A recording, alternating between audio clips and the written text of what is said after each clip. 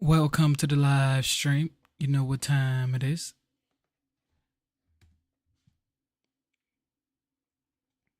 Welcome, welcome, welcome.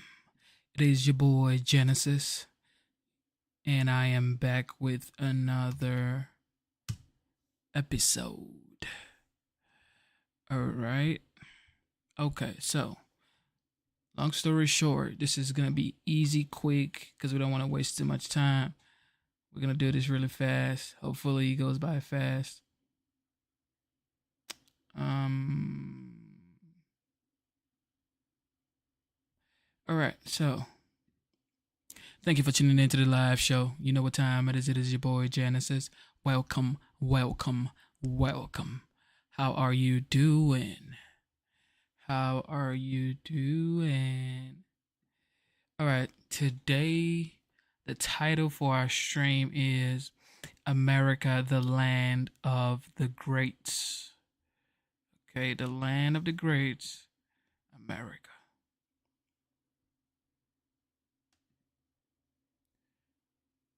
Am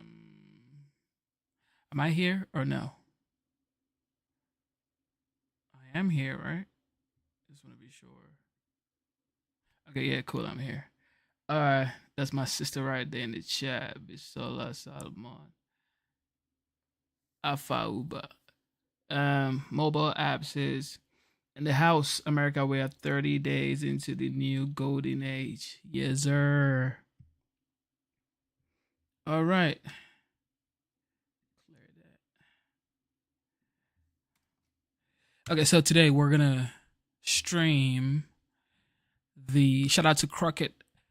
We're gonna stream the interview the OG did at NBC. Okay, but first of all, we're gonna watch this situation with the United Care Health Insurance CEO and the suspect. Well, as of now, he's being known to be the actual killer. But let's see what's up. What have you learned about him?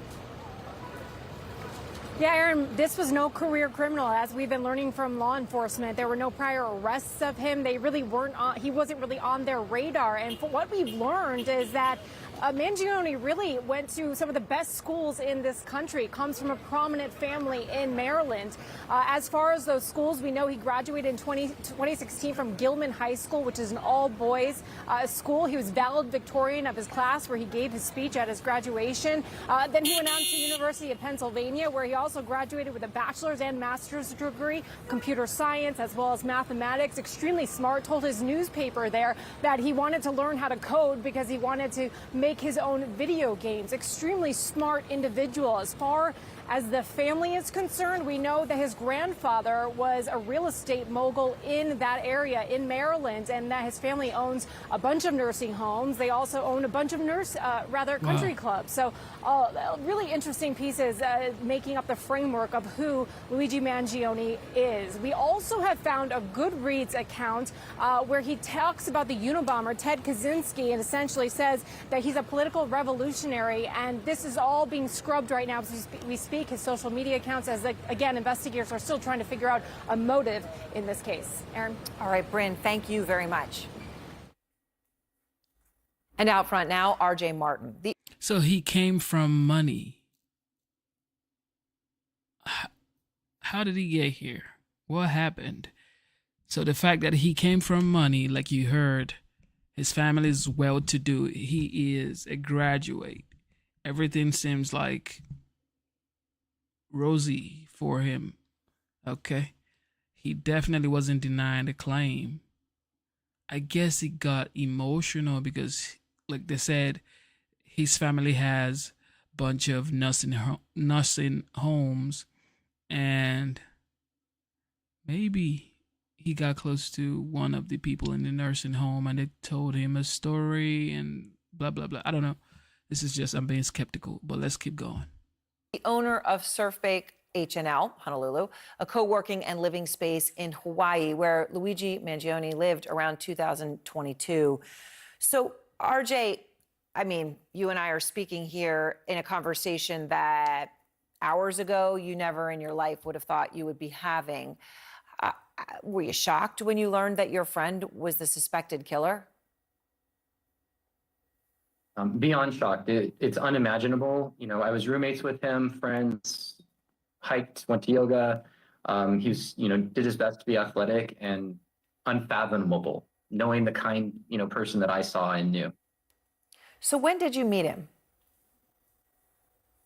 Well, actually, we have an interview process because when you throw a bunch of people living together, you need to hopefully make sure they work well.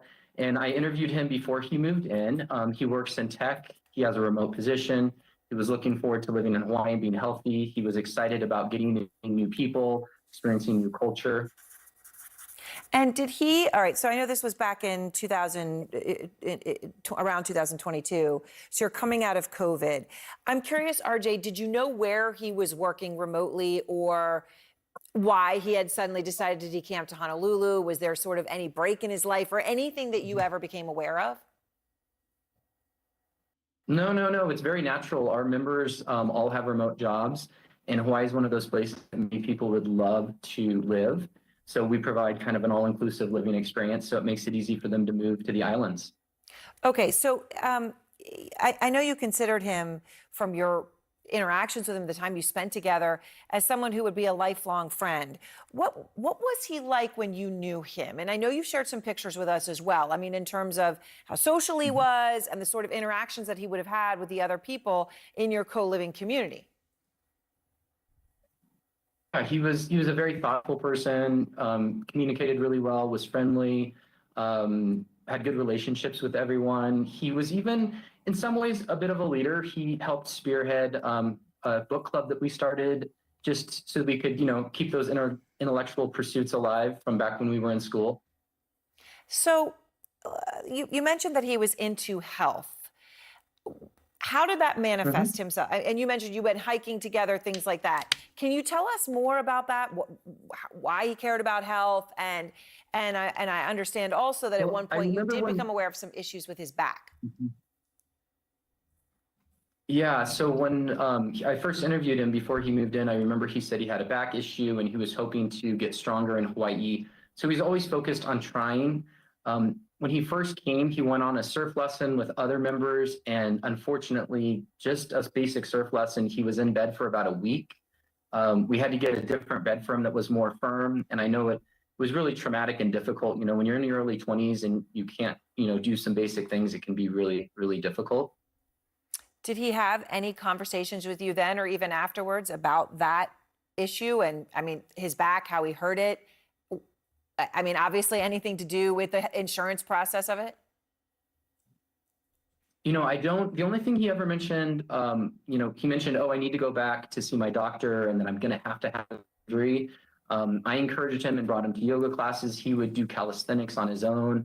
I know he was really focused on being strong and healthy, but it also weighed on him that he knew that there was an impending surgery. So did you, in the context of all the books that you were reading and the book club that he was leading, did you have conversations about any of the issues that, we now even see? She's just trying to get him to say something concerning this situation, but bro, I don't know, man. Okay, I don't know. He lived in my spot. I don't know. Still trying to ask me a question. In the writings that he had on him when he was arrested, I mean, did he talk about, I'm not even as maybe as specific as health insurance, but capitalism, anything of that nature? I apologize. I haven't read any of the media that's happened. I heard about it when a reporter called me. So I'm not familiar with what his writings were, but I know we talked about social issues and we talked about how to improve the world. And we talked about, issues that are, say with capitalism or with the healthcare system or with housing or the food systems. It wasn't, anything specific. It wasn't like he had an axe to grind or he was even upset or angry about a particular issue. They were just natural intellectual conversations that you have when you're inquisitive. So you stayed in touch with him. I know you spoke to him earlier this year, although I understand, RJ, that you tried to reach out to him multiple times even since then, but that he had not responded in those cases. Can you tell me about your last conversation with him? Mostly just text messages. So I knew he was going to have a surgery. So earlier this year, I checked in with him. He confirmed that he had surgery, and he sent me the x-rays. It looked heinous with just giant screws going into his spine. After that, he called me once. I didn't pick up. We kind of texted a little bit, but we, unfortunately, I feel terrible now. I wish, I would have made more of an effort to communicate with him. Did you ever have any conversation with him where he brought up anything like guns or anything in that area? Girl, please. Never once talked about guns, never once talked about violence. He was absolutely a not violent person, as far as I could tell. Girl, I ain't never spoke about guns. So RJ, in all of this, as you're just struggling to get your head around what happened here with someone, that you had considered would be a lifelong friend. And I know you've only had a few hours to even try to comprehend it. But just in these initial hours, do you have any idea why or how someone that you knew in the way you knew him could have done this? Personally, I can make zero sense of it. There's never justification for violence. We live in a democratic system with processes and procedures to address our issues, and I can make no sense of it. Well, RJ, I appreciate your taking the time to share all this with us. I know you're in shock about what happened, so thank you for taking the time and trying to help everyone understand a little bit more here about this, what happened. Thanks. Bro said, look, nothing. Okay? Absolutely nothing. I've never heard anything that he did. Nothing. I'm sorry I haven't read it. I mean, Jesus. Did I speak with him concerning a gun? No.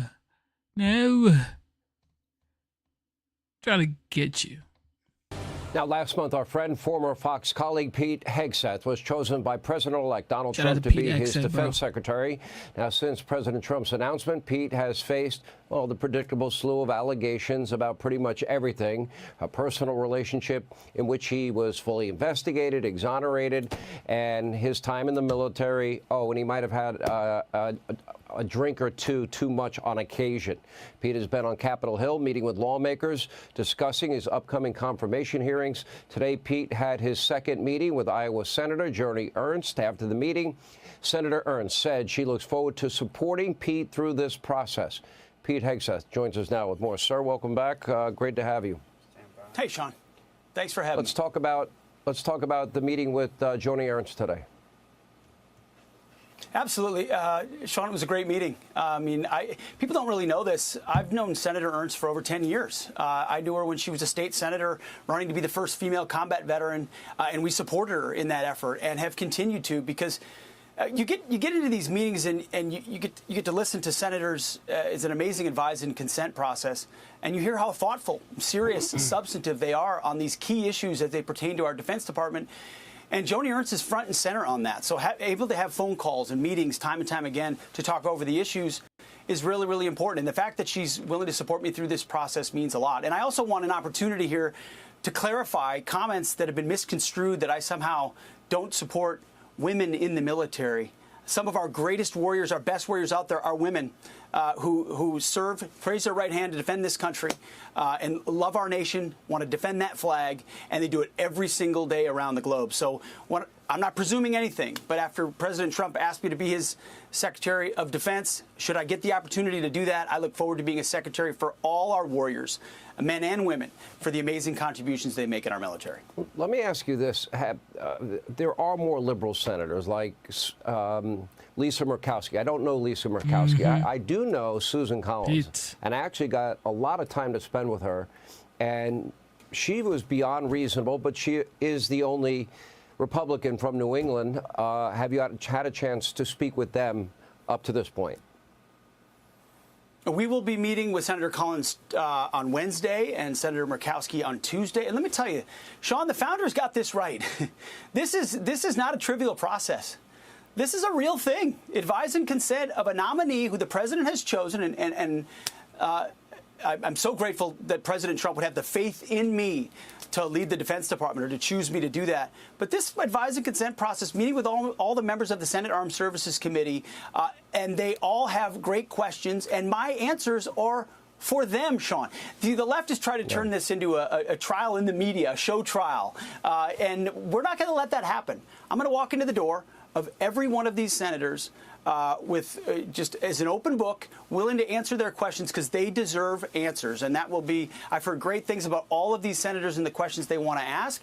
And we look forward to earning these votes. That's what it's about, ultimately earning the votes through the committee and through the entire U.S. Senate. And hopefully I'll have the honor of being able to stand up for our warfighters. That's what this is all about. It's all about the men and women who put the uniform on for us. They want someone who's kicked down doors, had their back in the past in that top spot.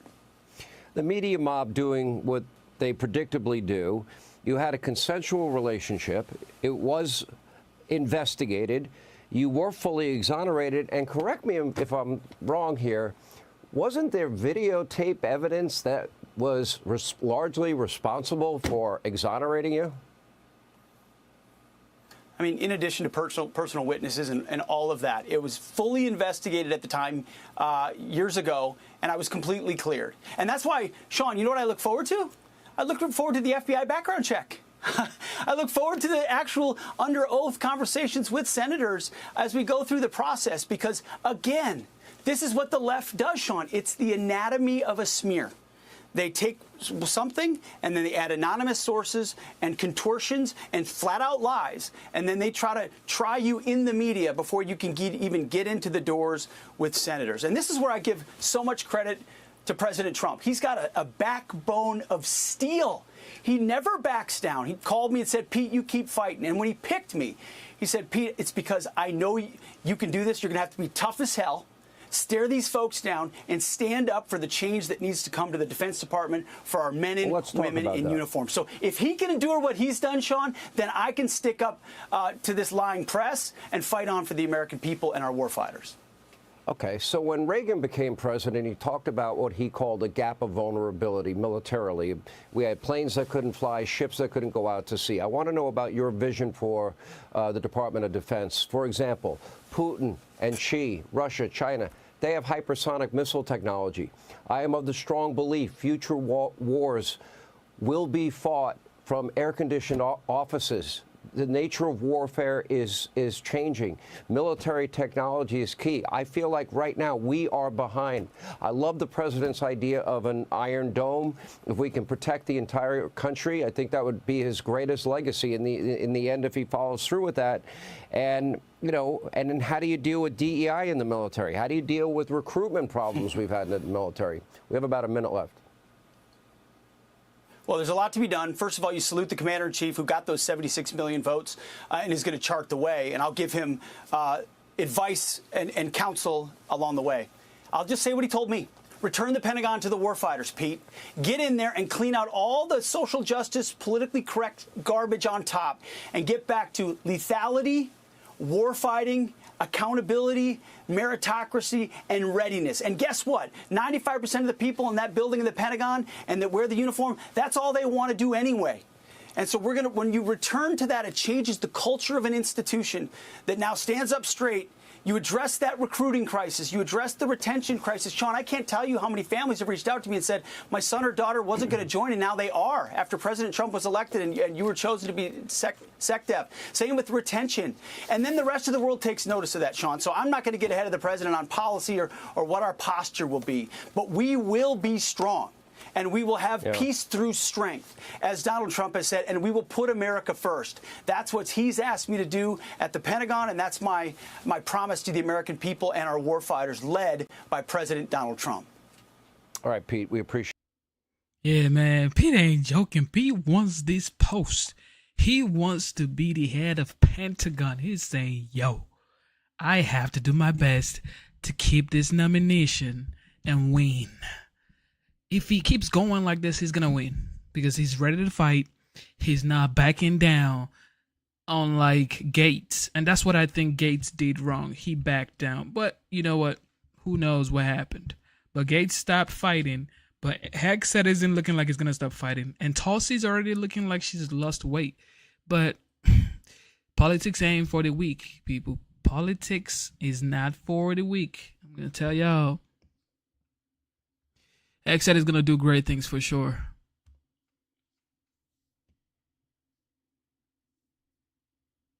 That was a news conference from Pennsylvania on the prime suspect in the murder of United Healthcare CEO Brian Thompson.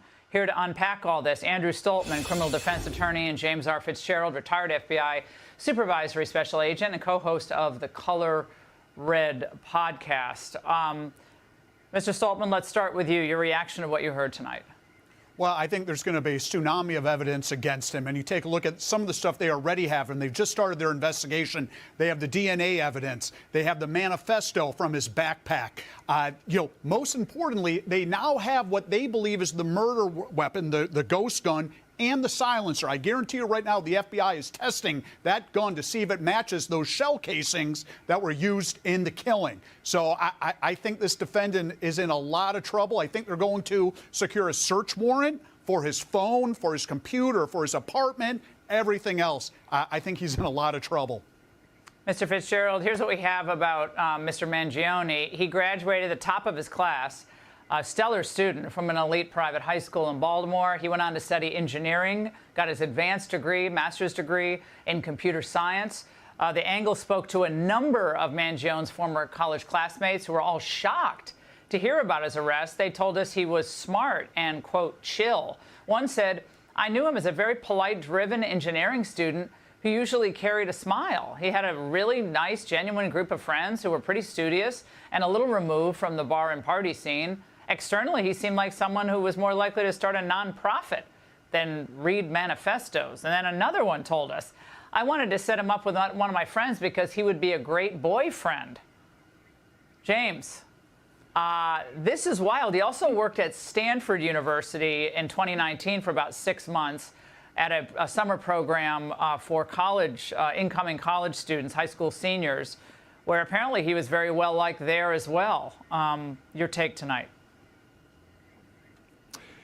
Yeah, there's some semblance of this guy to Ted Kaczynski, the Unabomber, of course, with the manifesto, brilliant, moving ahead, top of his class. But this particular person is much more outgoing and socially oriented than Kaczynski ever was. And there's indicators that there's some kind of a back surgery he may have had, and this is what tilted him towards anger at the medical insurance companies. Interestingly, back in the 60s, Kaczynski was turned down for a sex change operation. That's when he decided to kill people. So, and it seems like this guy is an advocate, or an acolyte, I should say, of Ted Kaczynski, having read his manifesto, quoted from it. So once again, we're getting, even long after, or a couple years after he's dead, long after his offenses, we're getting some of these people that see Kaczynski as a hero when he wasn't, and neither's a shooter Andrew, of the CEO in New York. Yeah, Andrew, on this point, I mean, again, extremely bright, extremely studious, well-liked. He also, according to one report, I think the New York Post has this, had harbored, of recent age, anti-capitalist views, anti-medical industry views. What of that? I think it's motive, and I think they are really going to dig into that. I think there was a review that Fox News reported on earlier today about he gave a review on a Ted Kaczynski book and basically adhering to some of those principles. So a good prosecutor is going to take that. He's going to mold it, and that's going to be the motive for doing this crime. You know, every jury wants to see a motive. That's the sort of thing that, you know, a juror can look at and say, wait a minute, this is why this smart, bright, by all accounts, genius guy would do a first-degree murder like this. And he will be charged with first-degree murder, and, you know, I think he is in a lot of trouble. And James, on this note of his being able to evade police for the days that he did, I mean, what do you think about that, given the fact that he committed this murder, allegedly? Then he got away on the bike. He went through the park. He got out of New York. He got in a cab. He got in a but he was able to get into the park and kind of disappear for a while. Is that surprising to you, given the surveillance that we have in New York? It is surprising, but he could have easily changed his identity, a different color mask, different sweatshirt, hoodie, whatever. But this goes back to what we as profilers and behavioral analysts look at, and that is pre-offense behavior, post-offense behavior. I think he was well planned for the days, maybe even a week or more before this homicide. And of course, we saw the homicide on video. We know how that went down. But I think his plan broke apart in his post-offense days and 5 days afterwards. If he just holed up in some safe house, Airbnb, hotel room, he could have been, out of sight, out of mind for much longer than he was. But here he is traipsing across Pennsylvania on I-80 on the Pennsylvania Turnpike. Who knows? And he winds up coincidentally not too far from where the Idaho University quadruple killer lived. As the crow flies, less than 50 miles, I believe. Coincidence, of course, but just ironic that part of eastern Pennsylvania, both of these areas come into play here. Well, Andrew, his last known address was in Honolulu. He was born in Towson, Maryland, went to school in Baltimore, UPenn's Ivy League institution. He ends up at Stanford for a while. And at some point, there seems to have been a turn in him. Given at least what we've uncovered so far, do you believe when all is said and done, and who knows when we'll find out, that we will find there is a personal medical event that may have, set this otherwise, it looks like, fairly brilliant mind off? Laura, that's a great question, and I can guarantee you right now, the investigators are talking to the family, they're talking to his friends, they're trying to see what triggered him to do what he did, to veer off of this path. And everybody says he's such a bright guy, and clearly he is, but as a killer, maybe he isn't quite as bright as what he thinks he is. Taking off that mask at the Starbucks counter to flirt with a girl was not a good idea. Not throwing away that gun, which will likely be the #1 piece of evidence in this case, at least behind maybe DNA, not a bright decision. So yes, this kid is really smart, but he really made some mistakes, and prosecutors are looking to see what is that triggering event that took him from a good life to first-degree murder. James, and yet authorities are saying the investigation is continuing, not just into his personal background, but anyone else in a network that he may be engaging with on a regular basis. We haven't really talked much about that. But these kind of anti-capitalist groups, if he was in one of them online, how important will that be in flushing this out?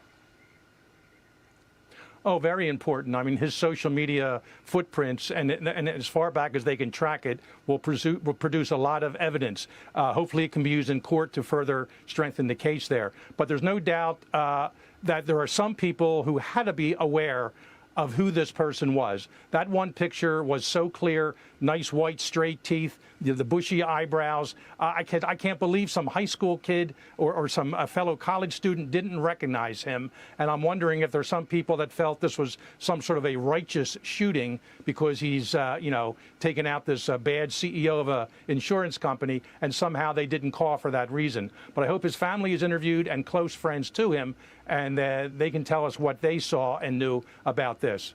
Yeah, now, we're not going to get into this tonight, but we'll dig into it later.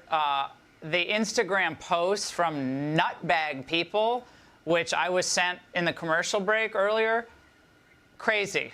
Like, he's cute, and people celebrating this. This is a sickness. Honestly, it's so disappointing, but I guess we shouldn't be surprised. Gentlemen. Look, people celebrate weird stuff, okay? People celebrated the subway situation. Like, everybody celebrates different stuff, and I'm not even gonna get into it because I'm tired, okay? Everybody has their own opinion. Some people celebrate this guy, some people celebrate other people. So but he's been caught, guys. He's been caught, and yeah, I guess his life is over at this point, because with this whole situation, what are they gonna do? What is he gonna do after this? Probably gonna go to jail for the rest of his life. I mean, looks like, and he's so young, bright, talented, and he had to end it all this way. It's sad to see. I hope his family gets some strength for what's coming. All right, what's going on with Hove? Let's bring into the conversation right now someone who's been following this story all weekend, of course, legal affairs journalist Megan Cuniff. She joins me. Megan, good to see you. You know, you and I have talked so much about the Diddy saga. And I think I ask you every time, what other famous people could possibly be swept up in it. And now we have a name, Jay-Z, over the weekend. Did you see this coming? I think we were all waiting for some other celebrity names to be dropped in the civil cases. I think the criminal case is a different matter, whether we'll see other celebrities charged in there. But if we were to believe Tony Buzbee, we all should have seen something like this coming, because he said that other powerful people would be named and exposed when he made his announcement that he was going to be filing a lot of lawsuits. So I think this has just been a matter of time. There also was an indication that something was up in the last couple of weeks when the lawsuit was filed against Tony Buzbee in Los Angeles alleging extortion. It did not name Jay-Z, but it said on behalf of an anonymous celebrity. It was filed by Quinn Emanuel, which is a law firm that does a lot of work with Jay-Z. All right. So to your point, I mean, this has been somewhat in the works for some time now, being made public here. I want to put up your tweet today with a screen grab there of a page of the suit. You're saying there it names Jay-Z as a defendant, and it accuses both Jay-Z and Diddy of raping a 13-year-old girl and two. What do you guys think about this whole situation? I mean, it was a matter of time, because if Diddy was already into this hot, spicy soup, and everybody knew that Hov was like his best colleague in the game, probably not his best friend. I mean, who knows if they're best friends, but they've been seen together for years and decades. They've been known to be the king of hip-hop and hip-hop business, and coming from their community, brown skin, it's like, man, this is just sad. Two icons. They're like icons, guys. Two icons are going to go down simultaneously. It's like, well, Hov is fighting it, though. Hov is fighting it. But, I mean, Diddy's already, like, he's already paid up to Cassie. So, I mean, what are they going to do? 2000, it was filed by attorney Tony Buzbee, and Jay-Z has accused Buzbee of extortion. Now, what grounds are Jay-Z's attorneys claiming the judge should throw out the lawsuit here? Do they have a case? They have a much better case to get an order saying that the plaintiff needs to identify herself. And they've also requested in this motion that they either want her to identify herself or for the allegations to be dismissed. I think the case law favors her identifying herself through an amended complaint or something like that. We've seen that same litigation in other lawsuits that have been filed against Diddy. So this is the same type of motion, actually, that Buzbee has filed in other cases seeking to proceed anonymously. And the judge in this case actually did already allow it back in November. When the initial lawsuit was filed in October, Buzbee filed a request to allow the plaintiff to proceed anonymously. The judge allowed it, but did say it was subject to revisiting. And Buzbee filed another motion when he filed his new complaint identifying Jay-Z. But this will be the first time that there's been significant opposition to the anonymity. Beforehand, Diddy does not have lawyers actively working these cases right now. So it was just Buzbee asking the judge and the judge going along with it. I mean, that was my next point and question I was going to ask. You know, it didn't seem like there was much of an effort mounted on Diddy's behalf via his team against some of the lawsuits, the many lawsuits brought by Buzbee. And now you see that flipped on its head. I mean, with Jay-Z's response to this, essentially claiming Buzbee is extorting him, calling him a lawyer, quote unquote, in quotation, saying he's a terrible person. How's Buzbee going to weather this? You know, I think he's prepared for quite a battle. He seems to be responding online in kind and digging in and saying this only emboldens his clients. So I think at some point, everyone is going to just have to take a step back and focus on the actual allegations and the fact that there's somebody who says that she was attacked when she was 13. And I think that's what Jay-Z's team is trying to do by getting her identity. They're, of course, making the case that they need to prepare a defense here by knowing who it is, getting other possible witnesses. So I think eventually the tit for tat between these two is going to have to turn to the actual allegations and whether they can be proven or disproven. Yeah, Busby with this lengthy post on X over the weekend saying this, that regarding the Jay-Z case and his efforts to silence Mike. The fact that Jay-Z said the girl should reveal herself, that's pretty ballsy, guys. That's definitely ballsy. I mean, do you guys think it's Gucci, like he didn't do it? Do you guys think he knows nothing about that? Do you guys think he's, fresh and not doing some BS like this?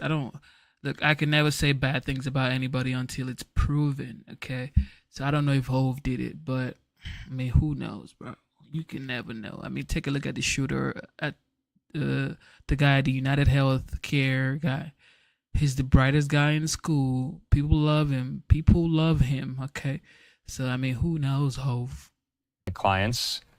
He says, Carter previously denied being the one who sued me and my firm. He filed his frivolous case under a pseudonym there. And he says that when an alleged perpetrator behaves in this manner, wildly asserting that a basic demand letter is extortion and aggressively using the media to attack the opposing lawyer while at the same time ignoring the allegations being made by the alleged victim, he says it reminds me of a famous line from Shakespeare. The lady doth protest too much, methinks. He says, we intend to address all these issues with the court in due course. Let me be clear, he says, we will not be bullied or intimidated by these shenanigans, and our clients won't be silenced. So, a very, very strong statement there, of course, with the Shakespeare line from Much Ado About Nothing. I want to talk about reputational harm. We know what is transpired with Diddy and what he has suffered on the reputational front here. Will it be the same case for Jay-Z, rather? I think that definitely remains to be seen, because right now this is one lawsuit, and I feel like his... That's true. So one lawsuit, bet nobody cares. But if the second one comes out and the third one, because that's how Diddy situation started. It started from one, and then the second one came, and then 25 other people's like, whoa, wait. So Hove basically, if nobody else files for nothing, then it's Gucci. But if more people keep filing, bro, I don't team know. is really hoping that they're going to weather the storm here, and they've made some good offensive, defensive moves, such as filing this extortion lawsuit. And right now, the narrative around this isn't just that Jay-Z is being sued for sexual assault, but also that Jay-Z is accusing the lawyer of extortion. So I think they've already managed to get a good grasp on it. It just really is going to remain to be seen about what happens with the actual allegations.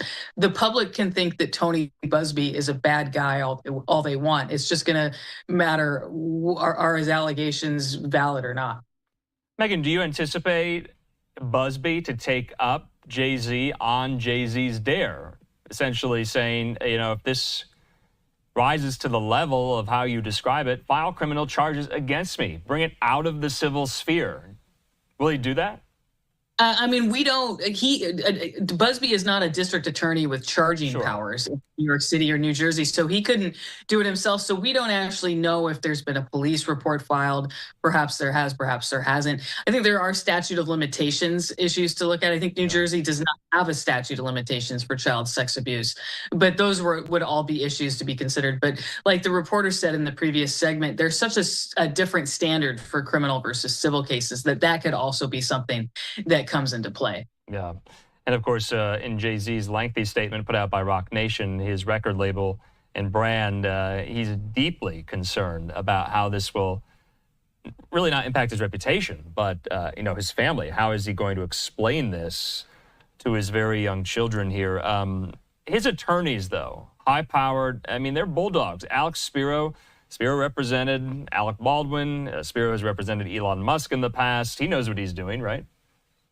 Yes. He seems to definitely have a good track record. We saw him in court in the Alec Baldwin case, and he seems to take on matters with a lot of substance, and he knows how to bring out the right issues and litigate the right issues. So I think we'll be seeing we'll be seeing a lot of that here. It will be interesting to see him, go up against Tony Buzbee in court if we get there. But then, I mean, it's also interesting to think about Diddy's role in this. And as a co-defendant charged with a criminal case, he has every reason to not want to participate in this civil lawsuit. He would not be sitting for a deposition or allowing any kind of discovery around him as long as he has these criminal charges pending. So it will be interesting to see how, when that eventually comes to play, how it affects the lawsuit moving forward, if there's some kind of stay in place or if Jay-Z is able to get his day in court if this case is not dismissed. Yeah, and of course, not to mention Busby's no spring chicken here. I mean, he took on Deshaun Watson there in the Houston area, and, he has vowed to, fight on behalf of his client, this plaintiff here who, to your point, remains anonymous. Say she no longer remains anonymous due to various filings and successes that Jay-Z's legal team gets here. That extortion claim by Jay-Z's team, will that have even more heft, so to speak, or not? That I think that remains to be seen. It seems like the kind of lawsuit that could be not decided until we see some more resolution here, because I think there's a lot of moving parts here. But I think a lot of the intent of that lawsuit was to try to stave off any kind of public filing of Jay-Z's name, which of course happened on Sunday night. So. I mean, Buzbee, though, did allege in that statement we just read that his client isn't seeking some type of monetary settlement. They just want a confidential mediation here. I mean, those are the same thing, right? Yeah, I mean, he did say that the client did not request money, but I think the response to that would be that that's really the only solution here in a civil case outside of, an injunction or something like that would not apply in this case. Monetary damages are what we would get here. And a confidential mediation is, of course, what you do when you're ultimately hoping to get some kind of settlement. So I think they would just, they're obviously standing by their characterization of this as a shakedown. Jay-Z's team is. Yeah, and on Busby's part, it seems like that's a distinction without a difference. Megan Cuniff, thanks so much for joining us here, and we'll be in touch if there are any more updates. Talk soon, Megan. Thank you for tuning into the live show. You know what time it is. It is your boy Genesis. Double tap your screen, subscribe to the channel. Well, like you've heard, Hov ain't backing down. He's fighting back. He's saying they should reveal themselves. He doesn't want to do anything like pay up, extortion. He said not one red penny is coming. And that's just ballsy. Hopefully he's made whole and nothing happens to him. He, like you heard, he has the best lawyers. Elon Musk's lawyer and, Alec Baldwin's lawyer. So he probably has a fair shot. If he didn't do anything, then, if you have a great lawyer, maybe you're going to win. They still got Trump to, if they could get Trump at that level, then, man, you could get anybody, bro. But let's see how this works. All right, this is the official interview by Trump on NBC. President-elect Donald Trump, welcome back to Meet the Press. Thank you very much. Thank you so much for being here. You are the first president since Grover Cleveland to win non-consecutive terms. Mm-hmm. Republicans now have control of the House and the Senate. Right. What do you plan to accomplish in your first 100 days in office? Well, we're going to do something with the border, and very strong, very powerful. That'll be our first signal, and a first signal to America that we're not playing games. We have people coming in by the millions, as you know, and a lot of people shouldn't be here. Most of them shouldn't be here, but we have jails being emptied into our country. We have mental institutions from all over the world being emptied into our country. So we'll be doing that. We're going to be extending within that period, or as soon as we can, the Trump tax cuts, because, they're coming due and they're very substantial for people. And it would be I think it will anger a lot of people, frankly, if we don't get an extension of that. That's what led us to one of the greatest economies ever. And those two things are going to be very vital, very important. We're going to be focusing on crime in the cities, and we'll work with Democrat governors. Most of them are, as you know, if you look at the 25 worst places, they're just about all Democrat-controlled cities and states, and we're going to be working with Democrat governors and Democrat mayors, and I look forward to doing it. But we have to do something about crime, and mostly in our cities. And we're going to have a lot of other things. We'll be working on nominations. We're going to still be working on some nominations. I think they're going very well. We have, for the most part, I think they're going extremely well. It looks like Peter's doing well now. I mean, people were a little bit concerned. He's a young guy with a tremendous track record, actually. He went to Princeton and went to Harvard. He was a good student at both, but he loves the military, and I think people are starting to see it. So we'll be working on his nomination along with a lot of others.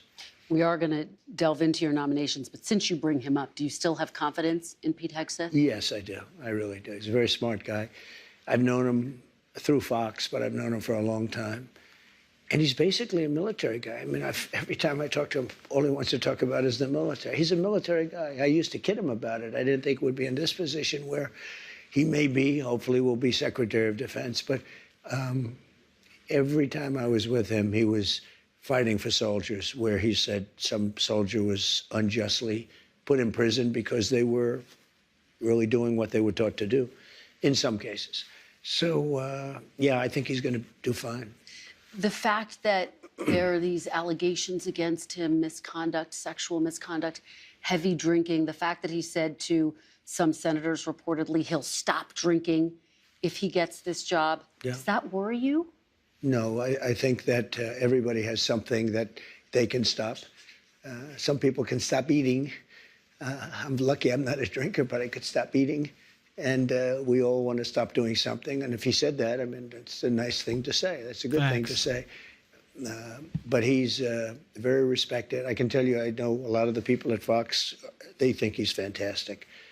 And the people that work with him, really, they love him. So I think you're going to have somebody that's really terrific. And again, all he talked about with me, I said, you know, you're not really a television guy, even though he did very well, as you know. You're really a military guy. He said, I'm all about the military. And I told him, so he's making a lot of money at Fox. They're doing very well. And I said, you know, if for some reason you don't get this thing, you're not going to be able to go back. And all that money you're making, you can kiss it goodbye. He said, this is all about America. You know, he didn't say, well, let me think about it, let me discuss it. That's a very big, risky thing he's doing. When he goes and he says, I'm going to give up, you know, millions of dollars in order to possibly become the Secretary of Defense.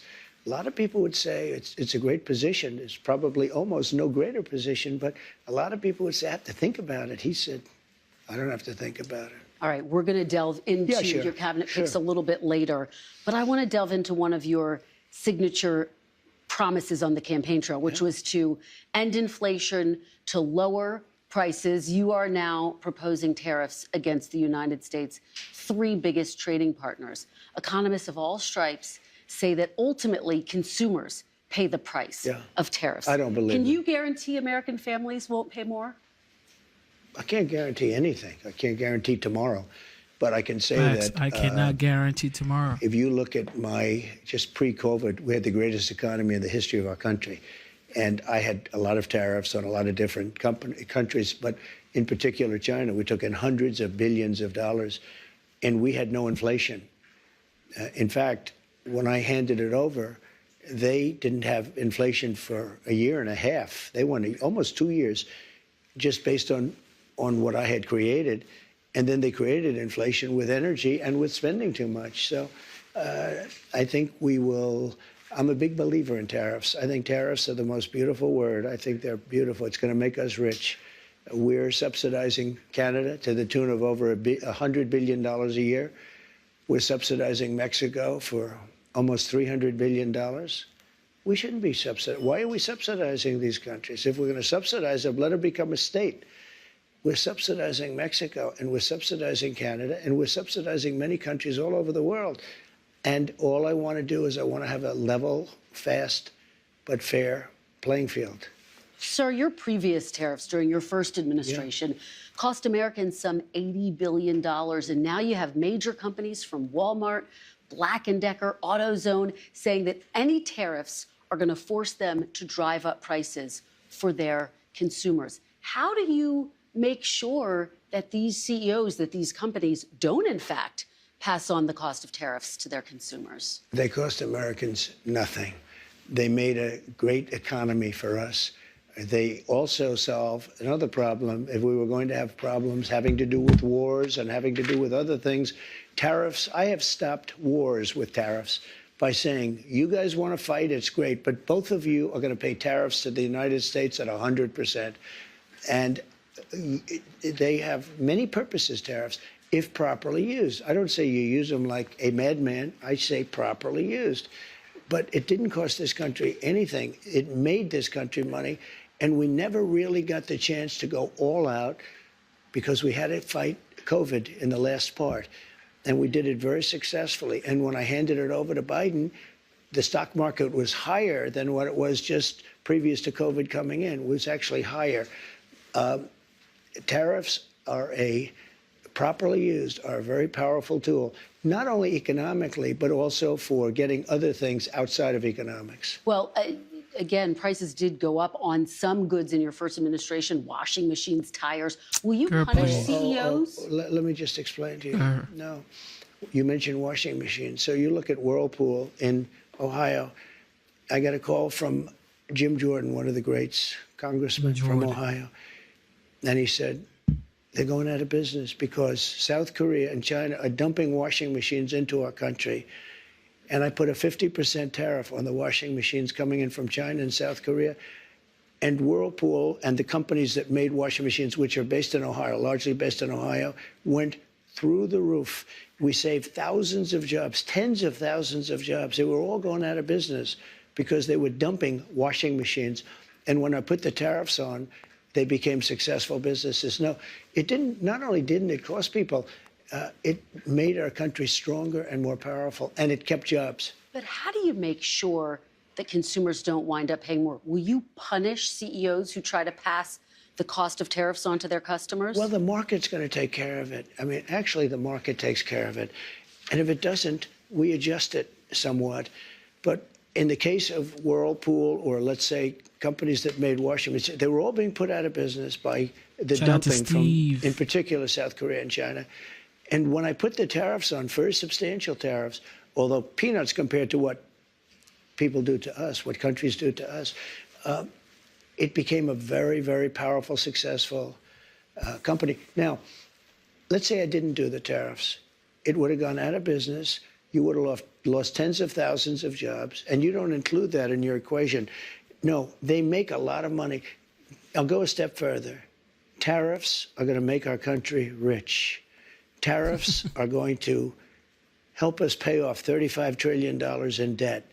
Tariffs are going to make our country safe because China, as an example, doesn't want to play games with us if we're going to do tariffs on them. They don't want to play games. And we have a lot of games being played on us right now. Well, I think, and that takes me to my next question. Yeah. Are you actually going to impose these tariffs, or are they a negotiating tactic? Well, I'll give you an example. I'm not going to tell you that. With Canada, and in particular Mexico, we have millions of people pouring into our country. You agree with that.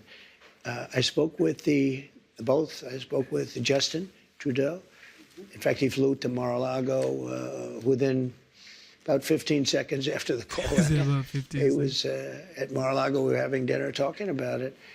I said, you have to close up your borders because they're coming in the northern border, too, a lot. Not like the southern border, but they're coming in the Canadian border a lot.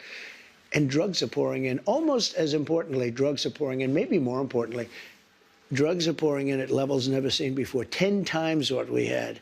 They're just pouring in. We can't have open borders. And I said to the president of Mexico and to Justin Trudeau, if it doesn't stop, I'm going to put tariffs on your country at about 25%. That's a very substantial tariff. And in the case of, in both cases, but in the case where it was really visible, within 10 minutes after that phone call, we noticed that the people coming across the border, the southern border, having to do with Mexico, they were at a trickle, just a trickle. It was, in fact, I call the border. See, unlike my opponent, I do call the border a lot. And I said, how's the border looking today? They said, there's nobody here. They couldn't believe it. The military stopped these vast groups of people. You know, we call them caravans, but they had caravans of people, and they largely stopped them. Now, they're going to have to continue that, but if they don't continue, and the other thing I told them is no more drugs, and I told that to China, too. I had to deal with President Xi. Had the election been different, I'm going to be very nice because we don't have to get into an argument over 2020, but had the election been different, the result been different, we would have had China giving the maximum penalty, which is the penalty of death, to people that sent fentanyl into this country. But Biden didn't, unfortunately, finish that discussion up. I had an agreement with President Xi, who I got along with very well. We've had communication as recently as this week. And I had communication with him where they were going to give the death penalty to anybody sending drugs into the United States. This week you had that conversation. Not that conversation, but I had other conversations. Okay. But in the past, I've had that conversation. Let me ask you about another aspect of the economy, sir, the minimum wage. The federal minimum wage has been $7.25. Yeah, that's not acceptable. 2009. There are 20 states that still have the federal minimum wage at $7.25. And I actually have a map. 19 of these states actually voted for you, sir. Mm-hmm. And you can see it right here. I don't know if you remember this, but during the debate in 2020, I asked you if you would raise the minimum wage. You said you would consider it. And so my question for you is, now that you are going back to the White House, for these 19 states that voted for you, are you going to raise the federal minimum wage? It's a very low number. I will agree. It's a very low number. Let me give you the downside, though. Yeah. In California, they raised it up to a very high number. And your restaurants are going out of business all over the place. The population is shrinking. It's had a very negative impact. But there is a level at which you could do it, absolutely. Yeah. What is that level, do you think? I don't know. I mean, I really don't know. I can say this. You have a lot of businesses that are open and thriving because of the lower minimum wage. If you raise it too much, and you understand this, if California went crazy. They went crazy. And people, the restaurants are closing all over. Many more people are hurt. So I hear you saying, similarly to sort of what you said in 2020, will you consider it? Is this something you're going to look at? I'd want to speak to the governors. And the other thing that's very complicated about minimum wages is places are so different. Mississippi and Alabama and great places are very different than New York or California. I mean, in terms of the cost of living and other things.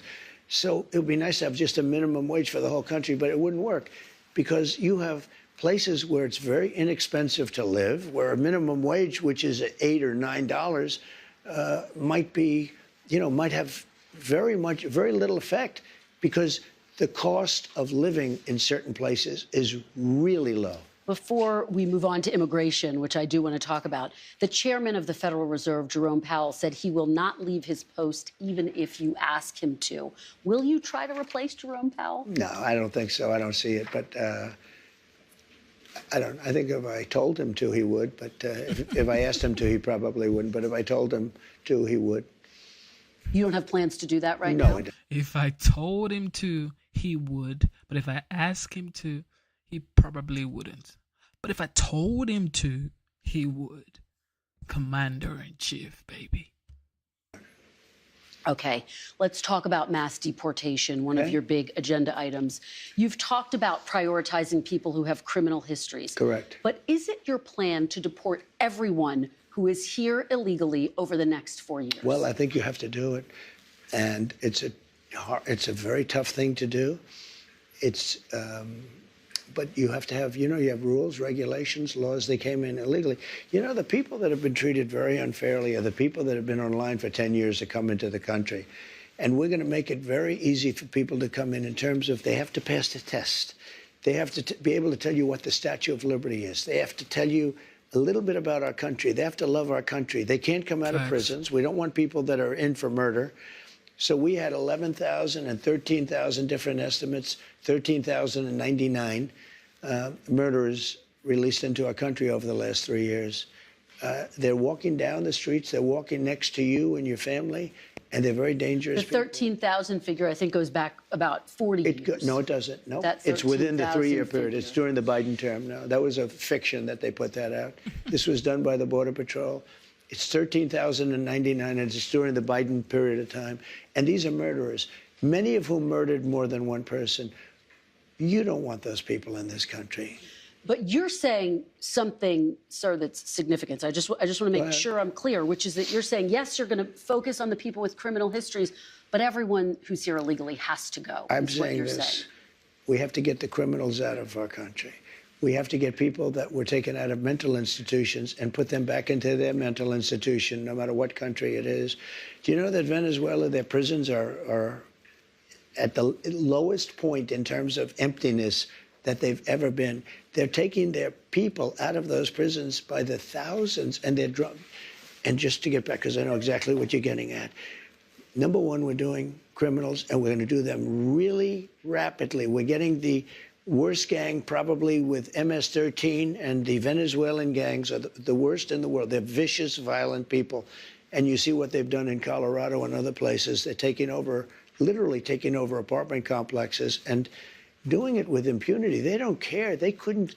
They just are. They're in the real estate business. You know, the local police say that is not the case in Colorado. Oh, it's totally the case. I mean, I have it you on don't tape. believe the local police. I play it. I used to play it at my rallies every single night. No, they're breaking into doors. They're taking over the building. But sir, you and by the raised way, the point. The police are afraid to do anything. You raised the point that the logistics are complicated. You said Sure it yourself. they are, but everything's complicated. Yeah, you mean you need 24 times more ICE detention capacity just to deport 1 million people per year, not to mention more agents, more judges, more planes.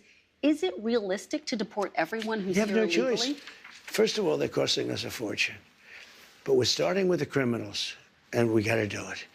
And then we're starting with others, and we're going to see how it goes. Who are the others? Others are other people outside of criminals. We have convicted murders. We don't mean people that are even on trial.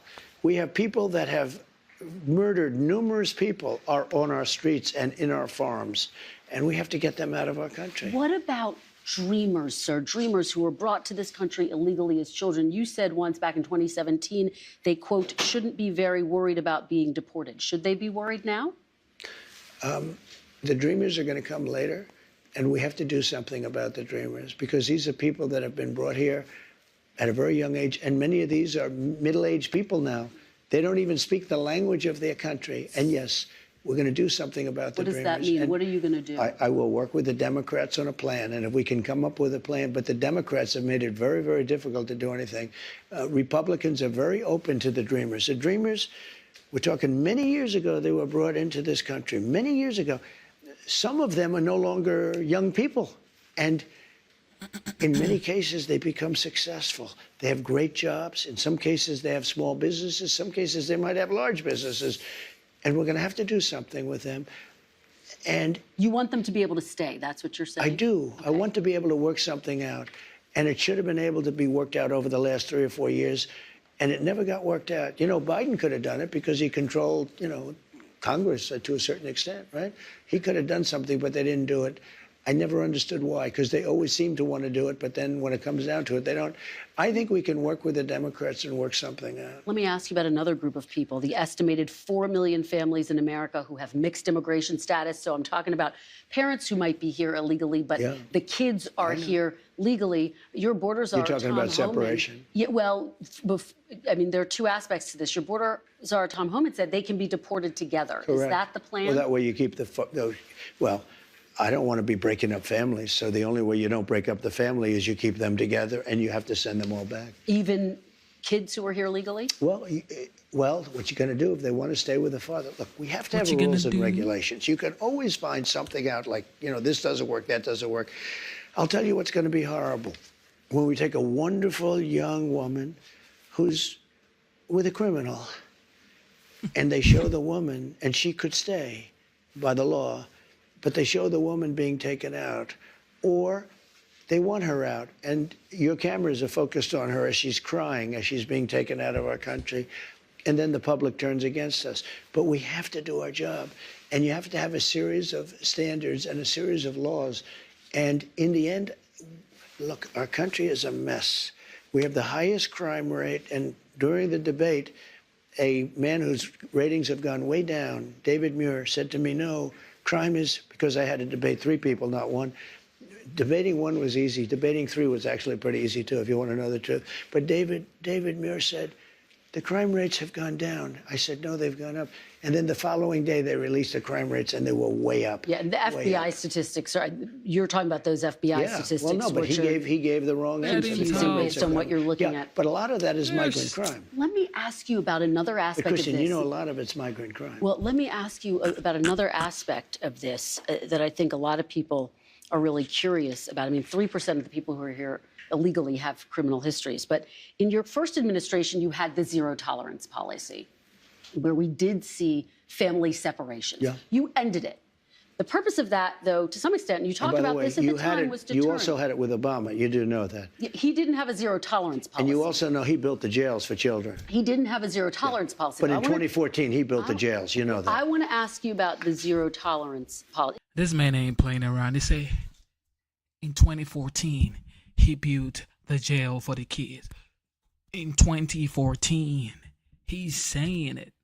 This is why the media was like, we can now allow this guy to be the 47th. Because if he is the 47th, he's not going to let us win.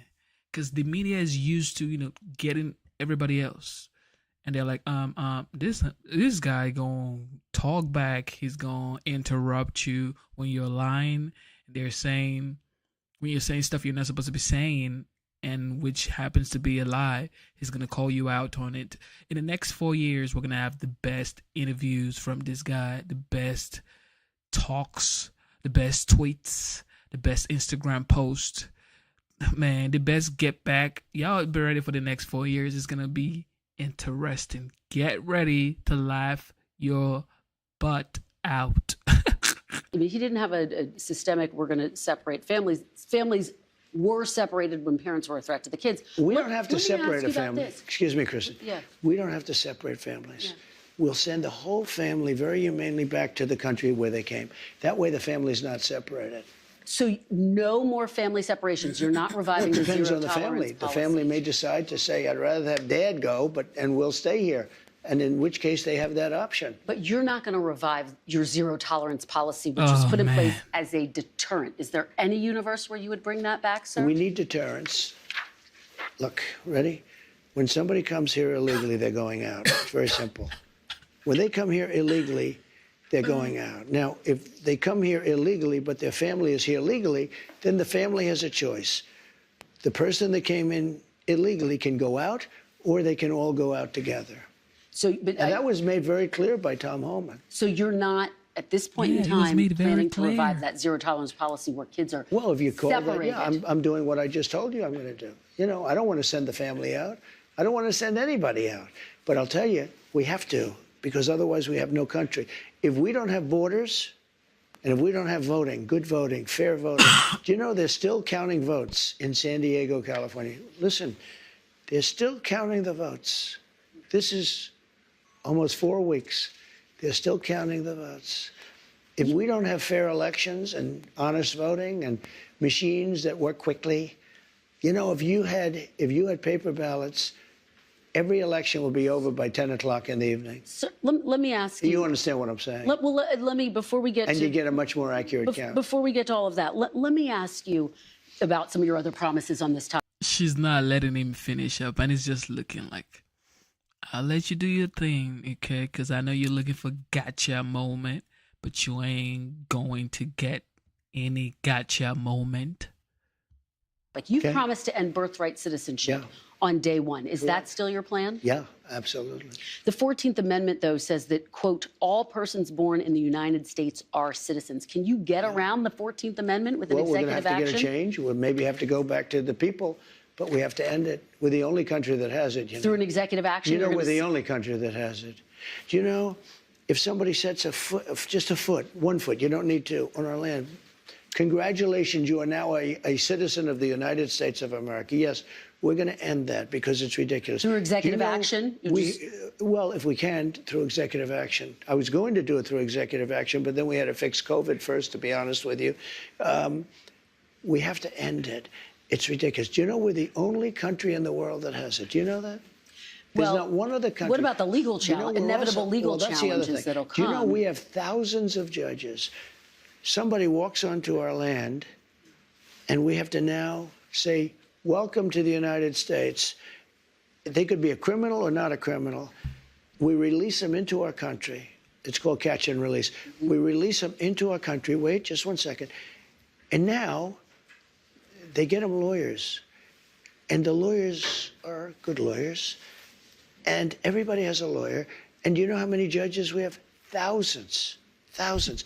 Now, here's what other countries do. They come into the land and they say, I'm sorry, you have to go. And they take them out. Okay? With us, once they touch our land, we're into litigation that lasts for years, costs us hundreds of billions of dollars. We have judges, and I'm sure they're all honest, but I don't know that for a fact. You can imagine what's going on with the judges. But just so you, because I have a lot of judges, I tell you what, I know more about judges than any human being in history. Look, we have judges. Every time somebody puts 2 feet or even 1 foot on a piece of our land, it's welcome to long-term litigation. Other countries, every other country, when somebody walks on and they see that they're here illegally, they walk them off, they take them back to where they came from. We have to get rid of this system. It's killing our country. Let's talk about health care. I've been talking to Republican lawmakers on Capitol Hill. They say it's no longer feasible to repeal and replace Obamacare because it's so entrenched in the system. Do you see it that way? Is that now off the table, repealing and replacing when John Obamacare? McCain let us down by voting, and Murkowski and Collins and whoever it was that voted against, but they really let us down. They did us a great disservice because we would have had great health. Obamacare is lousy health care. It's very expensive health care for the people. It's also expensive for the country, but for the people. It's lousy health care. When John McCain gave his thumbs down after saying for 10 years that he wants to repeal and replace, okay? And then he came out, put his now famous thumbs down, and he became a hero to the left. Let me tell you, if we find something better, I would love to do it. But unless we find, but one thing I have to say, I inherited Obamacare, or anything else you want to go. It's got about 20 names, but I inherited it. And I had a decision to make with Health and Human Services. I had a big decision to make. Do I make it as good as we can make it, or do I let it rot? And a lot of political people said, let it rot and let it be a failure. I said, that's not the right thing to do. And I had very good people in the medical area that handled that. And I said, what do you want to do? He said, we really have an obligation to make it as good as we can. And we did. We made it as good as we can make it. Instead of making it bad where everybody would be calling for its repeal, I made it so that it works. Now, but you did try to overturn it, sir. Well, it's lousy. You did try to overturn it. You did have your Justice Department try to direct the Supreme Court to. No, we got a little bit of a surprising opinion, to be honest with you. If it would have been overturned, we would have had much better health care right now. But right now, we have something that I made the best of. I could have made the worst of it, and it would have fallen by the wayside. I did the right. Now, this is the issue right here concerning the Obamacare. This is Trump's opportunity to get something that is different from Obamacare, because he says that Obamacare sucks. A lot of people say Obamacare sucks, okay? I believe, this is my opinion, okay? I believe that if Trump comes up with a healthcare system for the United States that really accommodates the people, I mean, all people, all types of people, that would be his legacy. If he does that, that would be his legacy. He's been saying he has concept of a plan when it comes to healthcare. Every other thing, he knows what he wants to do. Every other thing, he knows what he wants to do. But when it comes to healthcare, it's like Obamacare sucks. We do have a concept of a plan. However, it's like we're working on it. If he can come up with a plan that works for healthcare, that would be his legacy, because he's so efficient. Is a very efficient worker, and if he decides to do something, he probably would do the best job if he focuses himself to get healthcare system that actually works for the people of the United States. But there's just so much to do. He has to focus on the border. He has to focus on foreign policies. He has to focus on the economy. He has to focus on so many things. So now it's like you got 4 years. He has 4 years. So he has to come up with a plan for health. It's just going to be a lot of work. But he has smart people. Elon Musk, RFK, Tulsi Gabbard, JD Vance, Vivek. All he needs to do is call the most brilliant people in the health sector and have a conversation with them. He needs to come up with a health system or a health plan that is going to replace Obamacare. And I can guarantee y'all that would be his legacy. Thing from a human standpoint. But, you know, I'm sort of proud of my decision. At the same time, sometimes I regret it. I told the people, and I gave them the money to do it. I said, fix it, make it work, because people would have suffered. But it's too bad that they voted no. I wish John McCain, I wish he fought for 10 years on replacing Obamacare, for 10 years, and then he voted against. Nobody understands it. Sir, you said during the campaign you had concepts of a plan. Do you have an actual plan at this point for health care? Yes, we have concepts of a plan that would be better. Still just concepts? Do you have a fully developed plan? Let me explain. We have the biggest healthcare companies looking at it. We have doctors. We're always looking because Obamacare stinks. It's lousy. There are better answers. If we come up with a better answer, I would present that answer. And that's what I'm saying. He says Obamacare stinks. That right, OG. OG Dawn, the legend. Absolutely. I believe you. It stinks. However, though, we need a replacement. We cannot just say it stinks, it sucks, and all that stuff. Then do you have a replacement? Because that's what the people want to know. A lot of people are suffering now with this Obama situation, but it's like there should be a replacement. It's going to take a lot of work because just like Vegas said, you have to put a lot of people together to make a deal for that kind of stuff, to get that kind of health insurance and all the health system. So if he can do it, because it takes a lot of work to get it done, but if he can, that would be his legacy for sure. To the Democrats and to everybody else, and I do something about it. But until we have that, or until they can approve it, but we're not going to go through the big deal. I am the one that saved Obamacare, I will say, and I did the right thing. I could have done the more political thing and killed it. And all I had to do is starve it to death. You did try to have your Justice Department effectively kill it, though, No. sir. Kill it from a legal standpoint, but from a physical standpoint, I made it work. In your concepts of a plan, sir, will people with pre-existing conditions still have coverage, and can you guarantee their prices will not go up? The answer is yes, they'll have coverage. You have to have it. And what about their prices? Because you know what? What about their prices, sir? I want the prices to go down. I want to have better health care for less money. And there are ways of doing it, I believe. And I have the smartest people in that world. You know, that's a separate world unto itself. I have the smartest people in that world looking at it and trying. And if they come up with something, I will present it. Now, maybe you won't be able to sell it. But if we get better health care for less money, I believe it's very saleable. Just very quickly, when will we see your fully developed plan? When are you going to show the public? I don't know that you'll see it at all. I can only say that we have some of the best healthcare people. I've always tinkered with it. I think... and that's the only thing the Democrats say about him.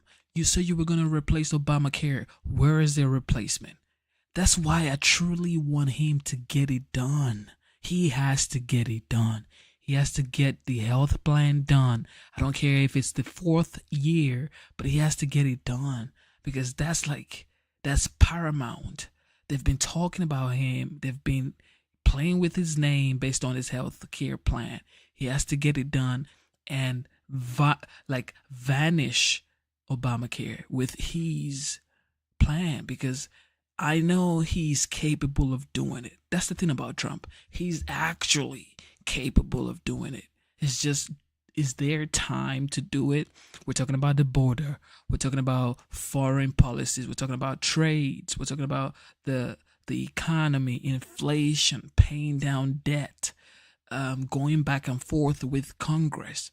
Now we're going to add healthcare plan. It's going to be a lot of work, but if he can get it done, man, Trump would be, his legacy would be cemented in history. It's a little hard to explain. Obamacare, when I took it over, was a disaster. And I made it hasn't workable. insured 20 million people. Yeah, because of me. Because of me. If you look at what I did, I was the one. I made it good. You tried legally. to repeal and replace it. You tried to kill it. Because if I repealed it and replaced it, we would have had a better system because we wouldn't have had health care. And the Democrats would have been forced to do something. If we wouldn't have had it, the Democrats would have been forced to do something that they wouldn't do if we have it. Let me ask you about another aspect of healthcare. You talked about this on the campaign trail, right. IVF. You promised free IVF for all who want it, either through the government or through mandates with insurance companies. I've been hearing from Republican senators, some of them, who say they're not going to support that plan. How are you going to get that passed? Well, we're going to see. We want them to pay, ideally the insurance companies to pay for it, the fertilization. I came out very early for a Republican especially, and I think they were looking for my guidance, my great wisdom, right?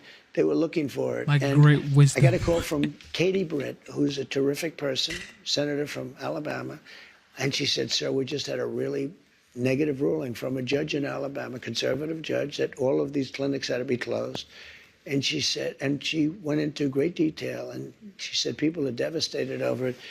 And after literally speaking to her for 5 minutes, I issued an order, really an order in a sense, and it was a statement from the Republican Party that we are all for IVF and fertilization. Okay. The Alabama legislature met the following day and passed it. It was a beautiful thing to see.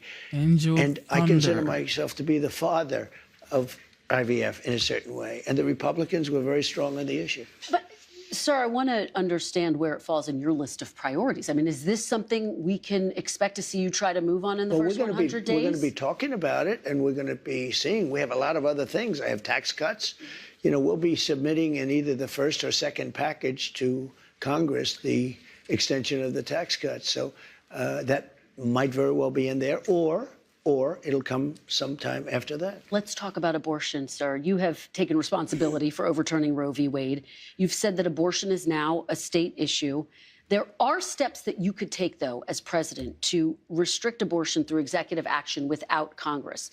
More than half of abortions in this country are medication abortions. Will you restrict the availability of abortion pills when you're in office? I'll probably stay with exactly what I've been saying for the last 2 years, and the answer is no.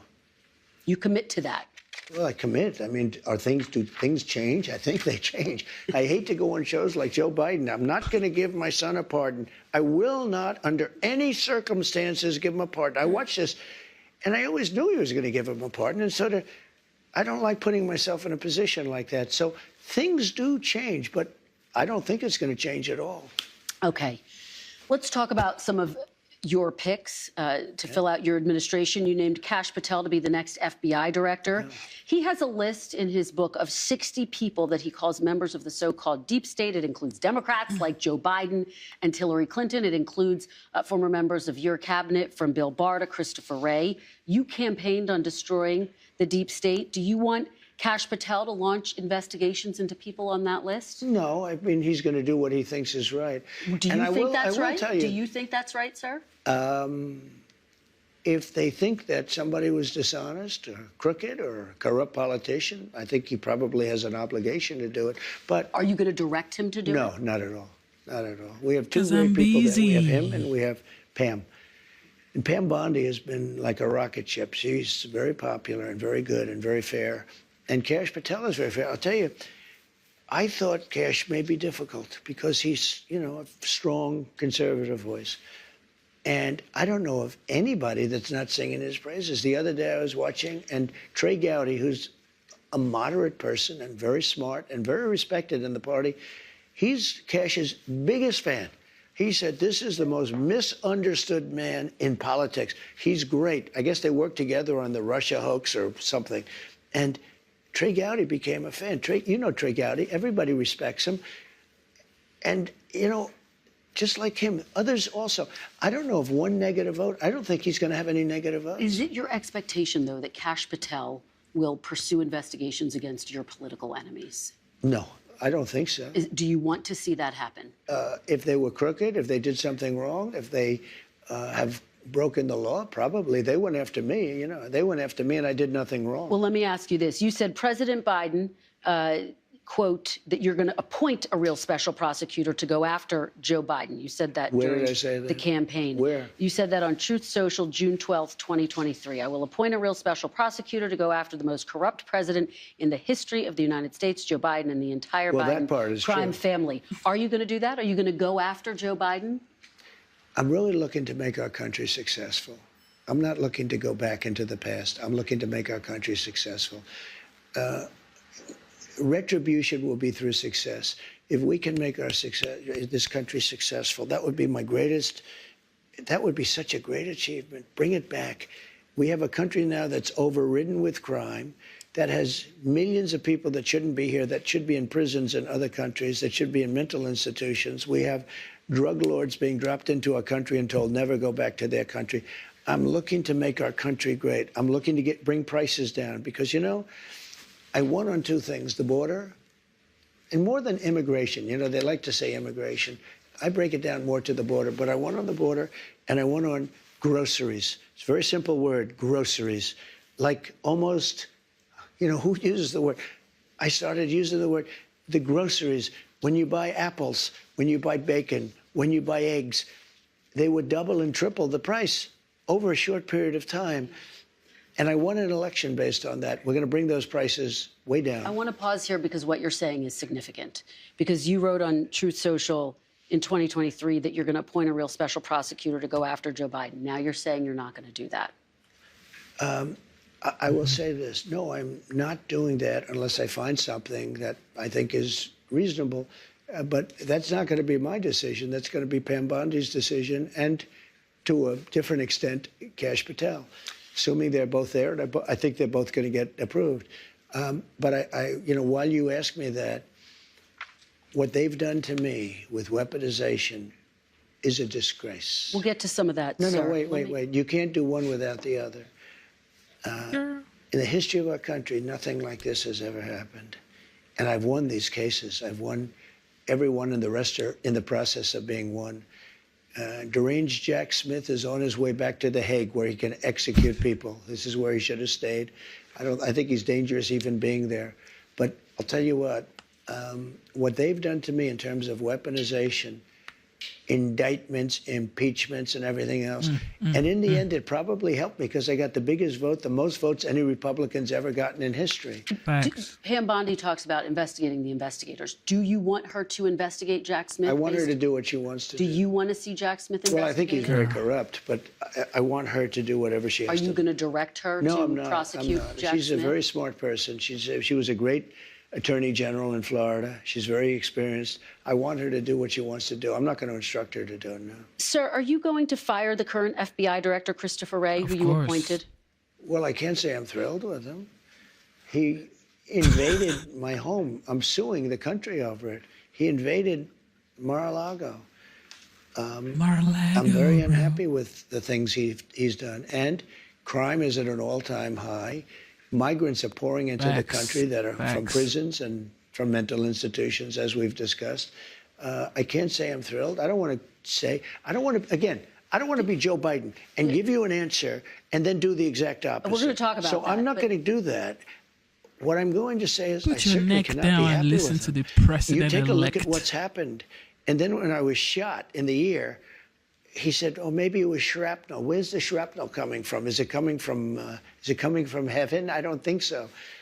So we need somebody to straighten. You know, I have a lot of respect for the FBI, but the FBI's respect has gone way down over the last number of years. Don't you have to fire him in order to make room for Kash Patel if he is, in fact, confirmed? Well, I mean, it would sort of seem pretty obvious that if Kash gets in, he's going to be taking somebody's place, right? And somebody is the man that you're talking about. Okay. Let's talk about Project 2025. This is the conservative policy blueprint. You disavowed it during the campaign. You called it a product of the radical right. You've said some of their ideas were abysmal. I said some of it is. Some of it is very good. Some of it's very mainstream, actually. Frankly, the Democrats should have used some of it because they went, you know, with all the transgender that they were doing and with the men playing in women's sports, if they wouldn't have done that, maybe they would have done better. Well, so you take me to my question. You're now giving people involved in Project 2025 prominent roles in your administration.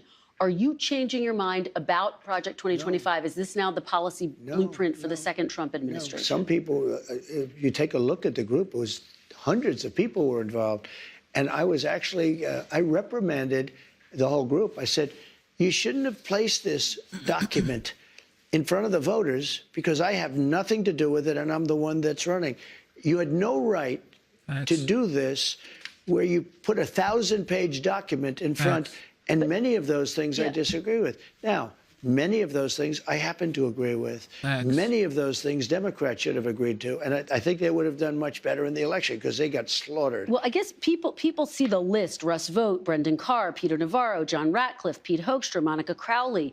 And they think these are all of the people who were involved in or writing Project 2025. This must be a blueprint for work requirements, eliminating the Head Start program, criminalizing pornography. Is that what we can expect to see? Well, I don't know how they voted. I don't know. I never spoke to them actually about it. And I purposely, and I told you, normally it would be just the opposite. I'd review every page. I purposely didn't even want to see it.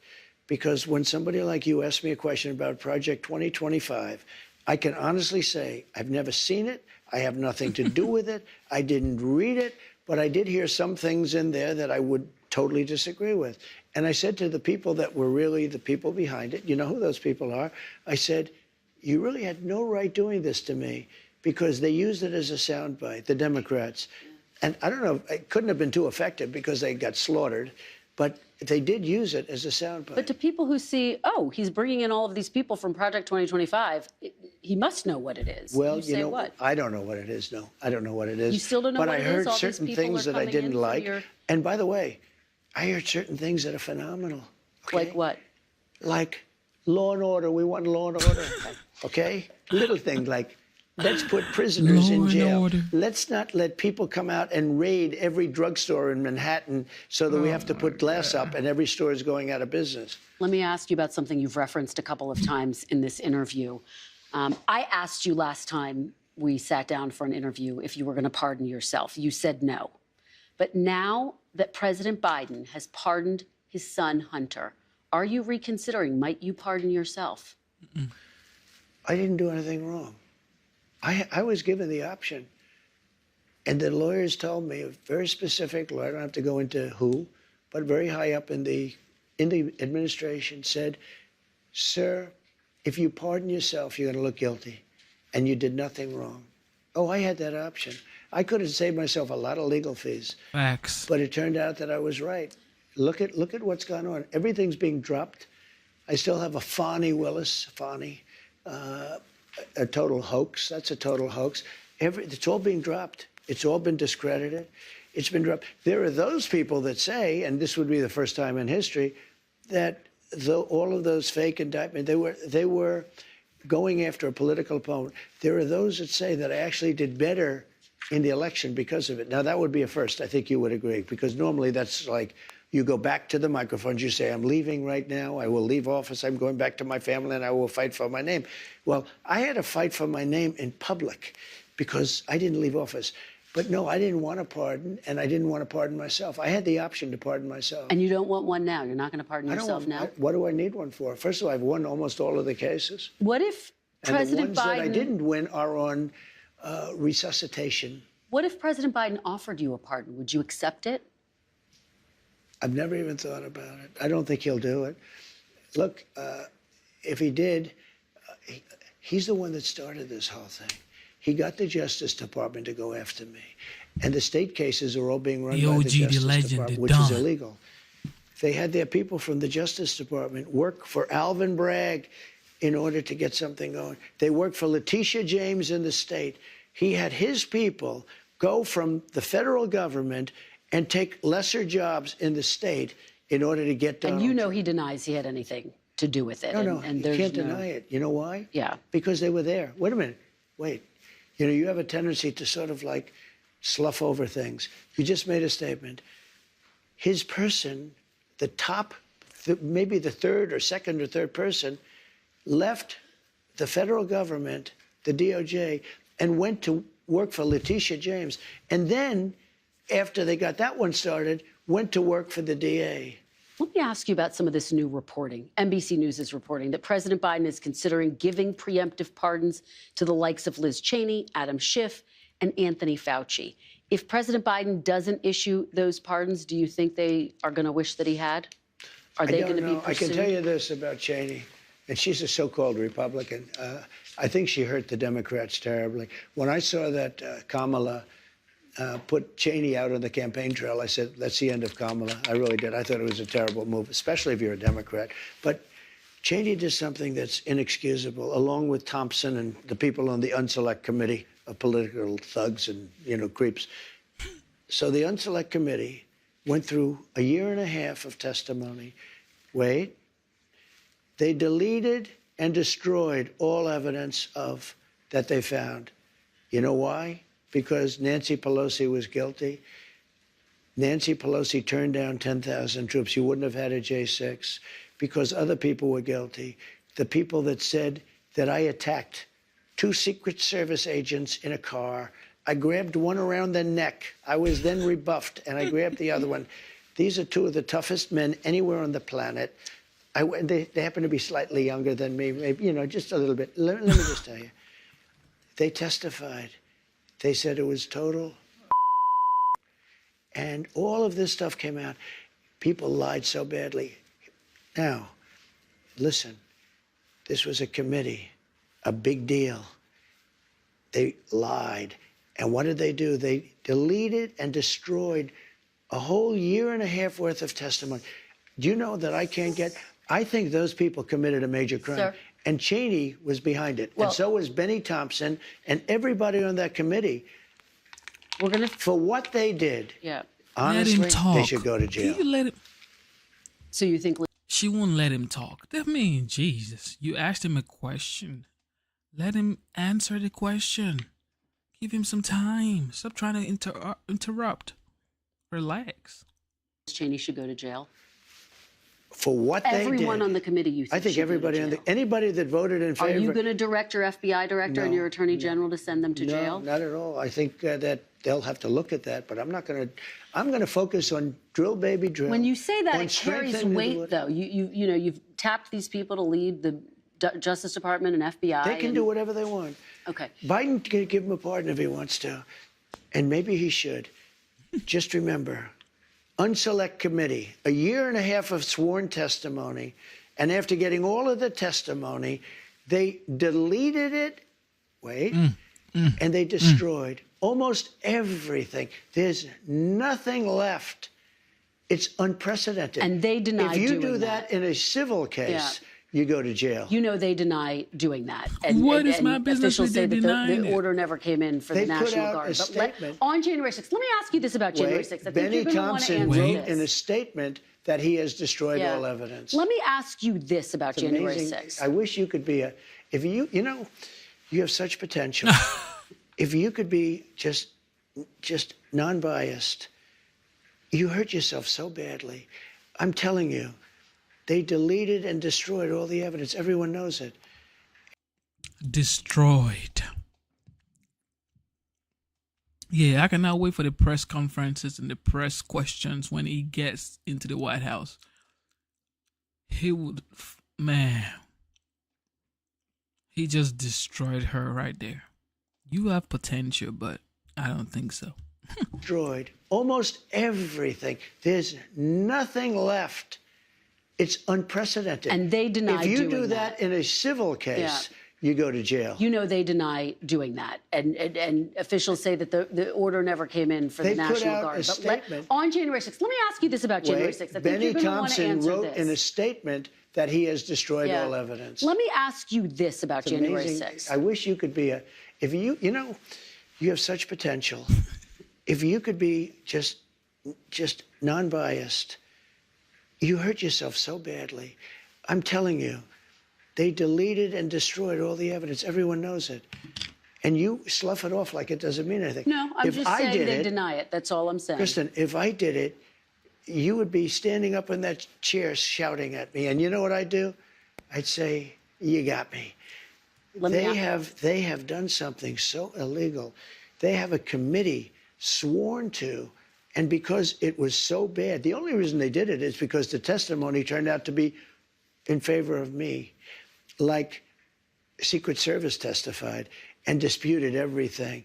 It made them into a bunch of liars. Not Secret Service, it made the people. They got rid of it because it made Nancy Pelosi, the mayor of D.C., so many people look like criminals. And I will tell you, it's illegal for them to delete and to destroy that evidence. Let me ask you about January 6th in a different capacity, okay? I think you're going to want to answer this question. You promised to pardon those who attacked the Capitol on January 6th. Are you still vowing to follow through with that promise? We're looking at it right now, most likely, yeah. Well, those people have suffered long and hard, and there may be some exceptions to it. I have to look. But, if somebody was radical, crazy, there might be some people from Antifa there. I don't know, because those people seem to be in good shape. Whatever happened to Scaffold Man? You know who Scaffold Man was? He stood on a scaffold telling everybody to go and nothing happened to him. Whatever happened to Ray Epps? Now, I don't know anything about Ray Epps, but it was sort of strange the way he was talking. Where is he? What happened to him? Because the people that did very little, they arrested an old woman because I don't think she did anything. They don't even know what she did. These people have suffered. Their lives have been destroyed. And yet in Portland, where they burn down half the city, they burn it down all the time. It's like a, routine occurrence. They don't do anything. They attack the courthouse, federal courthouse. They always say federal building. Okay. They destroyed the beautiful limestone exterior of the courthouse in Portland. They killed people in Portland. Seattle, people got killed in Seattle. They took over a big chunk of the city. They took it over. They took the city away. Facts. Minneapolis, it looked like when they said this is a friendly protest, and yet over the poor slobs from CNN, his shoulder, the entire city was burning down. It looked like World War II. Nothing happened. But wait, nothing happened. They took over the police station. Let him talk. They took over the police station in Minneapolis. They burned it down. Nothing happened to anybody. And yet these people have been in jail, and I hear that jail is a hellhole. They've done reports, and you would say that's true. They've done reports. This is the most disgusting, filthy place. These people are living in hell. Let me just... And I think it's very unfair. But most likely I'll do it very quickly. Very quickly. Okay, but some of them, 169 of them, have pleaded guilty to assaulting police officers. Because they had no choice. 900 pleaded guilty to other crimes. They're also going to be eligible for a pardon from you? Listen, it's a very tough system. Do you know almost nobody... I saw people that didn't even go into the building and they were convicted. And you had the police saying, come on in, come on in. I mean, the police are saying, come on in, everybody, come on in. They had people. Disgusting. You have a lot of cameras. They don't want to release the tapes. They don't want to release the tapes. So, but you're going to consider pardoning even those who've pleaded guilty to crimes, including assaulting police officers? Well, sometimes they say, here's your choice. You're not ruling it out? Look, I know the system. The system's a very corrupt system. They say to a guy, you're going to go to jail for 2 years or for 30 years. And these guys are looking, their whole lives have been destroyed. For 2 years, they've been destroyed. But the system is a very nasty system. Okay. Let's I'm going to look at everything. We're going to look at individual cases, Okay. But I'm going to be acting very quickly. Within your first 100 days, first day? First day. First day? Yeah, I'm looking first day. Issue these pardons. These people have been there, how long is it, 3 or 4 years? Okay. By the way, they've been in there for years, and they're in a filthy, disgusting place that shouldn't even be allowed to be open. Let's talk about your cabinet picks. I know we started off talking about Pete Hegseth, but I just want to return to that very quickly. Have you gotten assurances from senators that he's going to be confirmed? Do you think he can make it? No. I think you will, yeah. I've had a lot of senators call me up saying he's fantastic. You don't drink yourself. No. You've talked about how devastating drinking can be. Yeah. How concerned are you that the person who you picked for this top job at the Defense Department, at least according to those who've worked with him, has struggled with drinking? But I've spoken to people that know him very well, and they say he does not have a drinking problem. Right. And, you know, he had a lot of knives out for him. A lot of people don't want to see the military made better. Let me ask you about former Congresswoman Tulsi Gabbard. You picked her to be the Director of National Intelligence. Right. In 2017, she had 2 secret meetings with Syrian dictator Bashar al-Assad. Do you have questions or concerns about those meetings? No. And he's got bigger problems right now. Well, do you think it makes it hard for her? His country is collapsing. Yeah. I mean, do you think it compromises her ability to handle that? I met with Putin. I met with President Xi of China. I met with Kim Jong-un twice. Does that mean that I can't be president? Well, when you were president, they weren't secret meetings. Look, people meet. All these people meet. I mean, I see some of the most dishonest people. I'll tell you, the 51 agents that said that the laptop wasn't from Hunter, it was from Russia. What about them? Tell me about them. Do you think they did something wrong? Do you think they were all so stupid that they thought that the laptop from hell? So you have confidence in Tulsi Gabbard? I do. I mean, she's a very respected person. Let me ask you about RFK Jr. He has obviously talked about his skepticism of vaccines. He's expressed opposition to childhood vaccines. Do you want to see childhood vaccines eliminated? If they're dangerous for the children. Look. So possibly? When you look at some of the problems, when you look at what's going on with disease and sickness in our country, something's wrong. Are you talking about autism? Well, if you take a look at autism, you go back 25 years, autism was almost non-existent. It was, you know, 1 out of 100,000. And now it's close to 1 out of 100. Well, I mean, what's happening? If they can find it. Now, I did something the other night that was a little unusual. At Mar-a-Lago, I called the drug companies, the top drug companies, and I called RFK Jr. and Dr. Oz and some of his people. And I said, let's all get together and let's figure out where we're going. Because we're going to do a lot of things. Number one, we're going to reduce prices because the middleman makes more money than the drug companies, in all fairness to the drug companies. There's a middleman that nobody even knows who they are. And you look at our drug prices, they're much higher than the prices for the same medicine, for the same stuff. So we met, and we met for a long time, and we talked about pricing, and we talked about vaccines, you know, in terms of what happens. We talked about pesticides. We talked about everything. And I think a lot of good things are going to come from him. And he's not going to upset any system. He's not going to upset this. He's not looking to, you know, to reinvent the wheel totally. But when you look at the numbers, we really don't have a very healthy country. Well, sir, going back 25 years, studies show that there is no link between vaccines and autism. And yet it sounds like you are open to the possibility of him looking I'm at open to getting anything. rid of them? I think somebody has to find out. If you go back 25 years ago, you had very little autism. Now you have it. I mean, well, they say because they're better at identifying it. 1 in 100,000, and now it's 1 in 100. That's a pretty bad number. Childhood vaccines. I mean, something is going on. I don't know if it's vaccines. Maybe it's chlorine in the water, right? You know, people are looking at a lot of different things. Well, you know, childhood vaccines. I want them to look at everything. Everything. So childhood vaccines have prevented about 4 million deaths around the world every year. I think that's sir. great. Isn't that... I'm all for it. I think it's great. Hey, look, I'm not against vaccines. The polio vaccine is the greatest thing. If somebody told me get rid of the polio vaccine, they're going to have to work real hard to convince me. I think certain vaccines are incredible. But maybe some aren't. And if they aren't, we have to find out. But when you talk about autism, because it was brought up, and you look at the amount we have today versus 20 or 25 years ago, it's pretty scary. Well, again, scientists say that's because they've gotten better at identifying it, and there's no link in studies. But the drug companies are going to be working with RFK Jr., and he's been an interesting guy to me. I've watched him for 25 years. And he's been an interesting guy. Let's talk about Elon Musk, another interesting person. He's very interesting. Last month, one of your allies said, quote, he's behaving as if he's a co-president. Will you favor Elon Musk over other leaders of competitor companies like Jeff Bezos, Mary Barra? No, Jeff Bezos called me. We're having dinner. As you know, Mark Zuckerberg came in. We had a really nice dinner. He asked to have dinner. I had dinner with him. I'm having dinner with everybody. People like me now. You know, it's something going on that people. I said, would you have come to dinner with me if I lost? I think the answer is no. You know, I said nicely, kiddingly, of course, because I don't want to sound foolish. But I say jokingly, would you have been here at dinner if I lost? And the answer was probably not. Look, I'm getting called by everybody.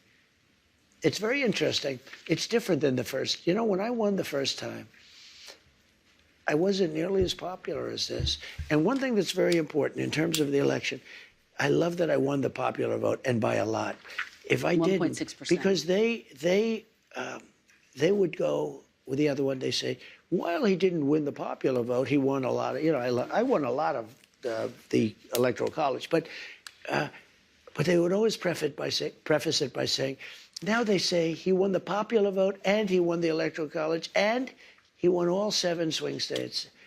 That was a great election. Very quickly, because we're going to talk about the election coming up, but you've tapped Elon Musk, Vivek Ramaswamy, to head up this Department of Government Efficiency. Correct. Which proposes cuts to the federal government. I think a lot of people hear that and they get concerned about Medicare and Social Security and not Medicaid going to have anything to do. and defense spending. You won't touch Medicare, Social Security. Abuse, fraud. Okay. No, I said to people, we're not touching Social Security, other than we make it more efficient, but the people are going to get what they're getting. Okay, so the entitlements and off the table. And we're not raising ages or any of that stuff. Okay, no, off the table. I won't do it. Okay.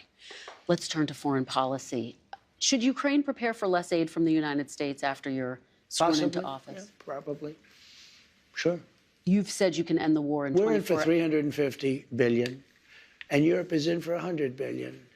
Why isn't Europe in for the same as us? The one thing that should happen is that Europe should come in they should equalize. And, you know, Biden, all he had to do, like I did with NATO, I said, you got to pay your bills. They weren't paying their bills. And as you know, the Secretary General said, President Trump got $600 billion, no, 640 to be exact. And I used to use the 400 billion number. He corrected me. He said, no, you actually got $641 billion put in. Because I said, you have to pay your bills. We were paying for NATO. And you know why I got the money? Because I asked for it. It wasn't that complicated. Europe is in for a fraction.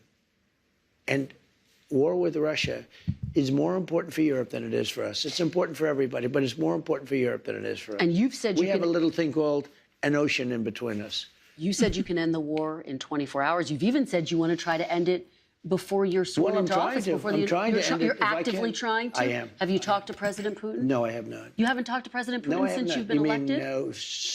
Well, I don't want to say that, but I haven't spoken to him recently. So you've spoken to President Putin since you've been elected? I don't want to say that. I don't want to say anything about that because I don't want to do anything that could impede the negotiation. But you I want to stop talked it. about Let me the tell you other what I world have talked leaders. about. Let me tell you. There are people being killed in that war at levels that nobody's ever seen before. You have to go back to the Second World War, and even that, if you take a look at, and you know what it is? It's the soldiers largely. The cities have been emptied out and demolished. The country has been demolished. If I won that election, which you know how I feel about it, I won't get into it because we don't need to start that argument. I think it's an easy argument. It was really proven even more conclusively by the win that I had on this one. But you did had court, sir. Well, that's your opinion, but I disagree with it. Had I kept control, number one, Israel wouldn't have happened. Number two, Ukraine would have never happened. It would have never happened, Ukraine, Russia. But the number of people that are being killed, soldiers, young, beautiful soldiers, hundreds of thousands of people are being killed. And, you know, it's very interesting. It's level. Totally level, the battlefields, totally level. You know what's happening? Yeah. The only thing that stops a bullet, you know what it is a body, a human body. And the people that are being killed, hundreds of thousands on both sides. Russia's lost probably 500,000. Ukraine's lost higher than they say, probably 400,000. You're talking about hundreds of thousands of bodies laying all over fields. It's the stupidest thing I've ever seen, and it should have never been allowed to happen. Biden should have been able to stop it. Sir, will the United States stay in NATO while you're in office? In where? NATO. Do you commit that the United States will remain a member of NATO while you're in office? Again, they have to pay their bills. If they pay their bills, absolutely. But not if they don't pay their bills. But NATO's taken advantage of us because we were, look, two things. Number one, they take advantage of us on trade, meaning the European nations, okay, like terrible. They don't take our cars, they don't take our food product, they don't take anything. They take, it's a disgrace.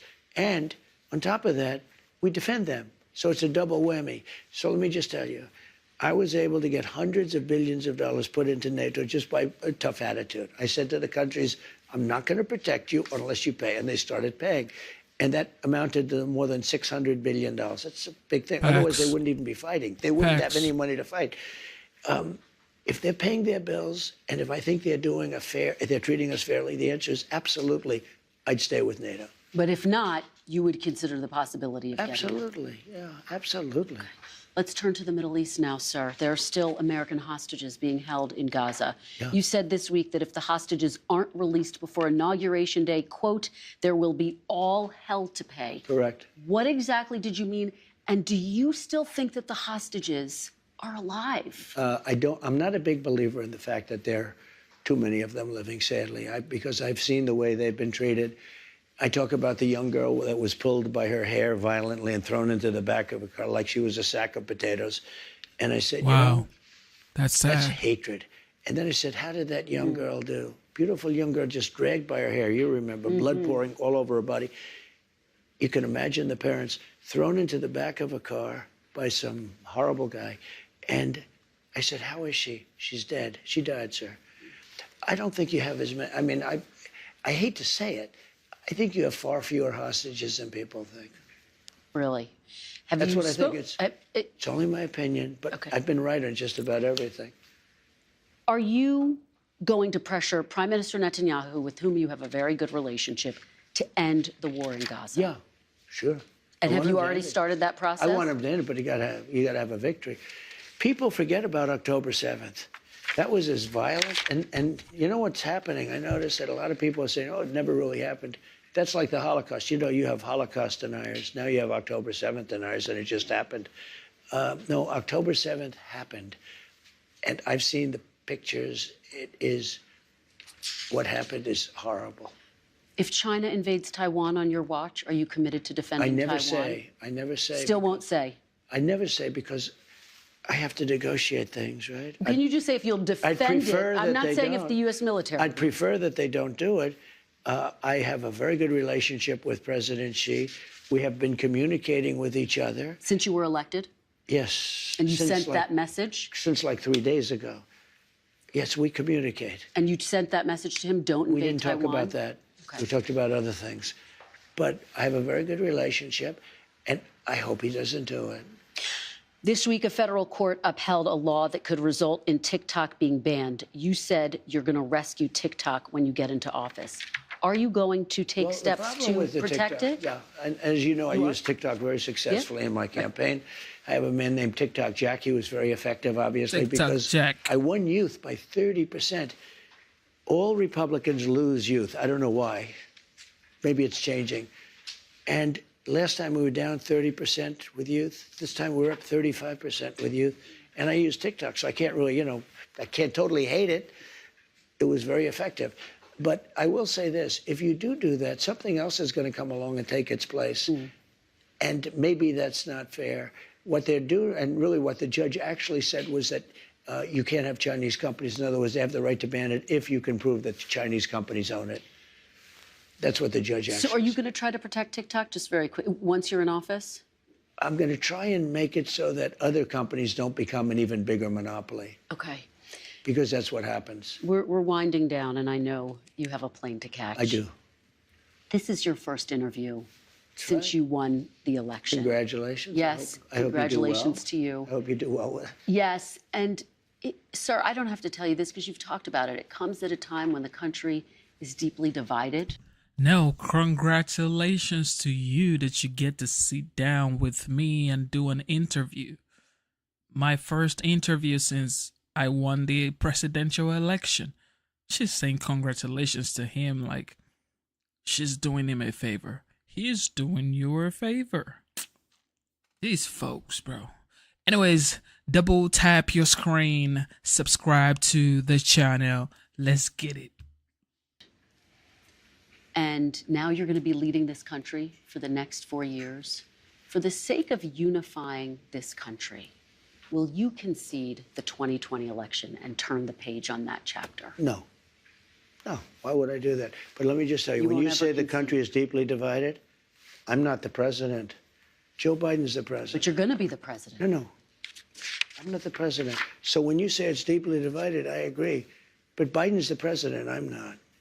And he has been a divider. And you know where he divided it more than anything else? And it probably backfired on him. I think definitely is weaponization. When he weaponized the Justice Department and he went after his political opponent, me. He went after his political opponent violently because he knew he couldn't beat him. And I think it really was a bad thing. And it really divided our country. Sir, Democrats have control of the White House now. They didn't in 2020. If they're going around stealing elections, why didn't they do it this time? When you say Democrats have control now? Of the White House. Yeah. So why didn't they steal this election? Since they have more power now. Because I think it was too big to rig. So you won't... Too big to rig. To the people who say that you're now directing your Justice Department to investigate 2020, and they want to move on. Very capable. Is that I think Pam is going to be great. Precious resources? By the way, is that what you want them to do? Just so you know, I have the right to do that, but I'm not interested in that. Oh, you're not? You're not going to do that? I'm not interested. Okay. I have the absolute right. I'm the chief law enforcement officer. You do know that. I'm the president. But I'm not interested in that. You know what I'm interested in? Drilling and getting prices down and stopping people from pouring into our border that come from prisons and mental institutions. Last two questions here. One of the things that made this campaign unprecedented and extraordinary were the horrific attempts against your life. 2 assassination attempts. Yeah. Do you feel safe going into the White House for the next 4 years? Why? I have confidence in Secret Service. I know the people. I got to know a lot of them, and I have confidence. It was a bad moment. Something shouldn't have happened. But I have a lot of confidence, and they've really stepped it up. They were restricted from giving the...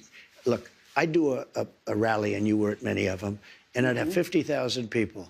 Joe would have a rally, and he'd have 30 people. And he had more Secret Service than me.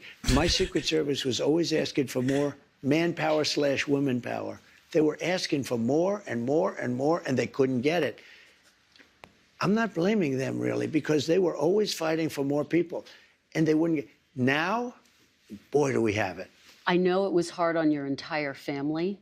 What can people expect from the First Lady in this second administration? What role will she play? She obviously had her Be Best campaign. She's very liked, loved, and she's very respected. And she's a very solid person. And she devotes a lot of time to helping children. You know what she does. And she's got her Be Best deal that is incredible what she's done.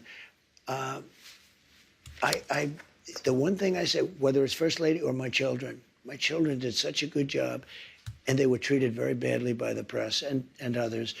Ivanka was unbelievable what she did, and all she wanted to do is one thing: get people jobs. She could have been the UN secretary. I said to her, she would have been unbelievable. She's got the whole package for that, including right up there. She's as smart as they. She didn't want. She said, "Daddy, I want to work on getting people jobs." You know, she'd go to Walmart, she'd go to X such a. She produced millions of jobs for people. Not glamorous. Most people didn't know she did it. And she was always being excoriated. And I said to my kids, don't come in. Don't come in. It's just... You said to them, don't come. I said to them, yeah. But will you miss having them there? Will it feel different? They were your top advisors. I'll tell you what, I'll miss them, and they're really competent. But I say, just go have fun, do your business, do whatever you want to do. But don't come in. Because no matter what they did such a great job. Although I have to say, Lara did a phenomenal job as the head of the Republican National Committee, along with Michael. What will the First Lady's role be, do you think? Will she continue her Be Best campaign? She's a very elegant First Lady.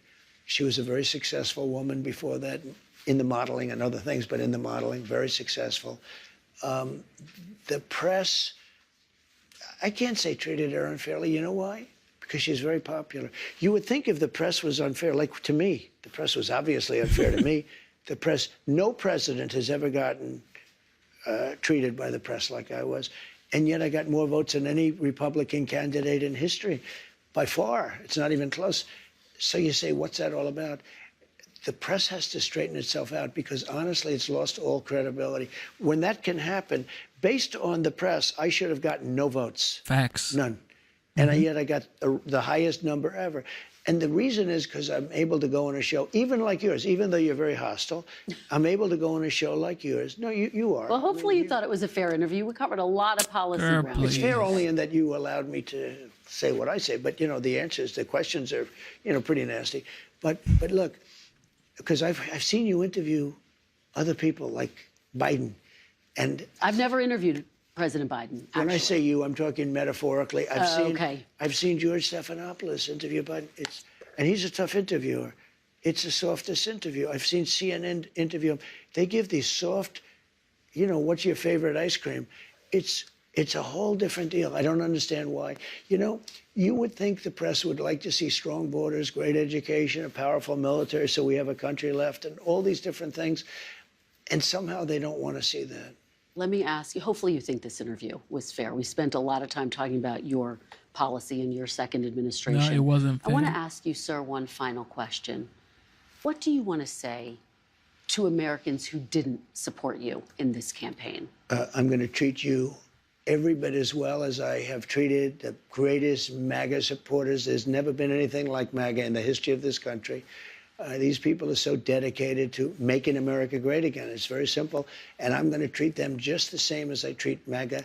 We're going to treat everybody good. We want success for our country. We want safety for our country. Our country's under threat, as you know.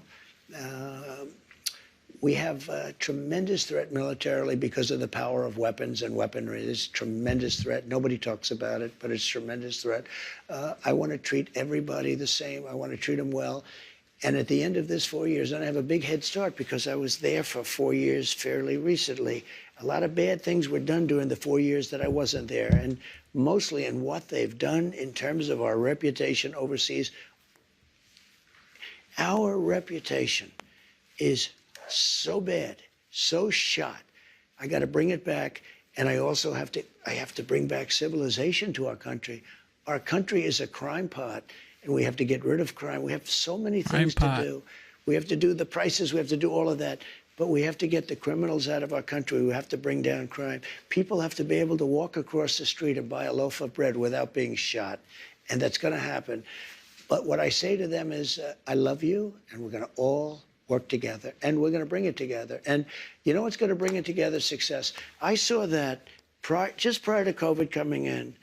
I had polls that were the highest anyone.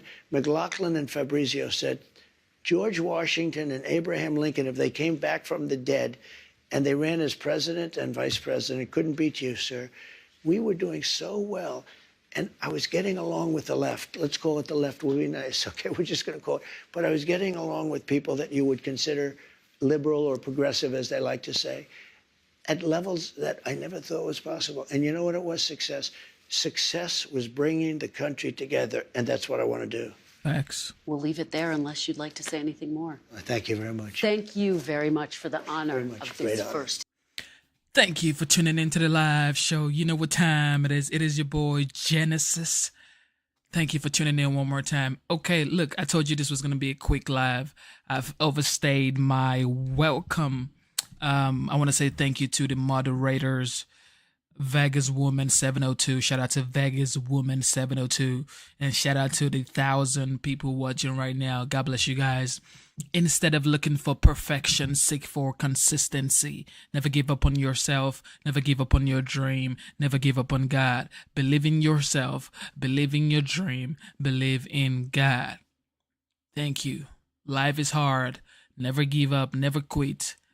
Okay? Stay strong, people. Stay strong. All right. With that being said, I have a wonderful night.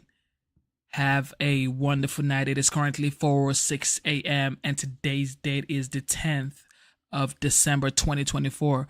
Merry Christmas to you guys. And if you're just tuning in, God bless you. Don't forget to like and subscribe. Double tap your screen. Let's get the likes up. I love you guys. God bless America. God loves you guys.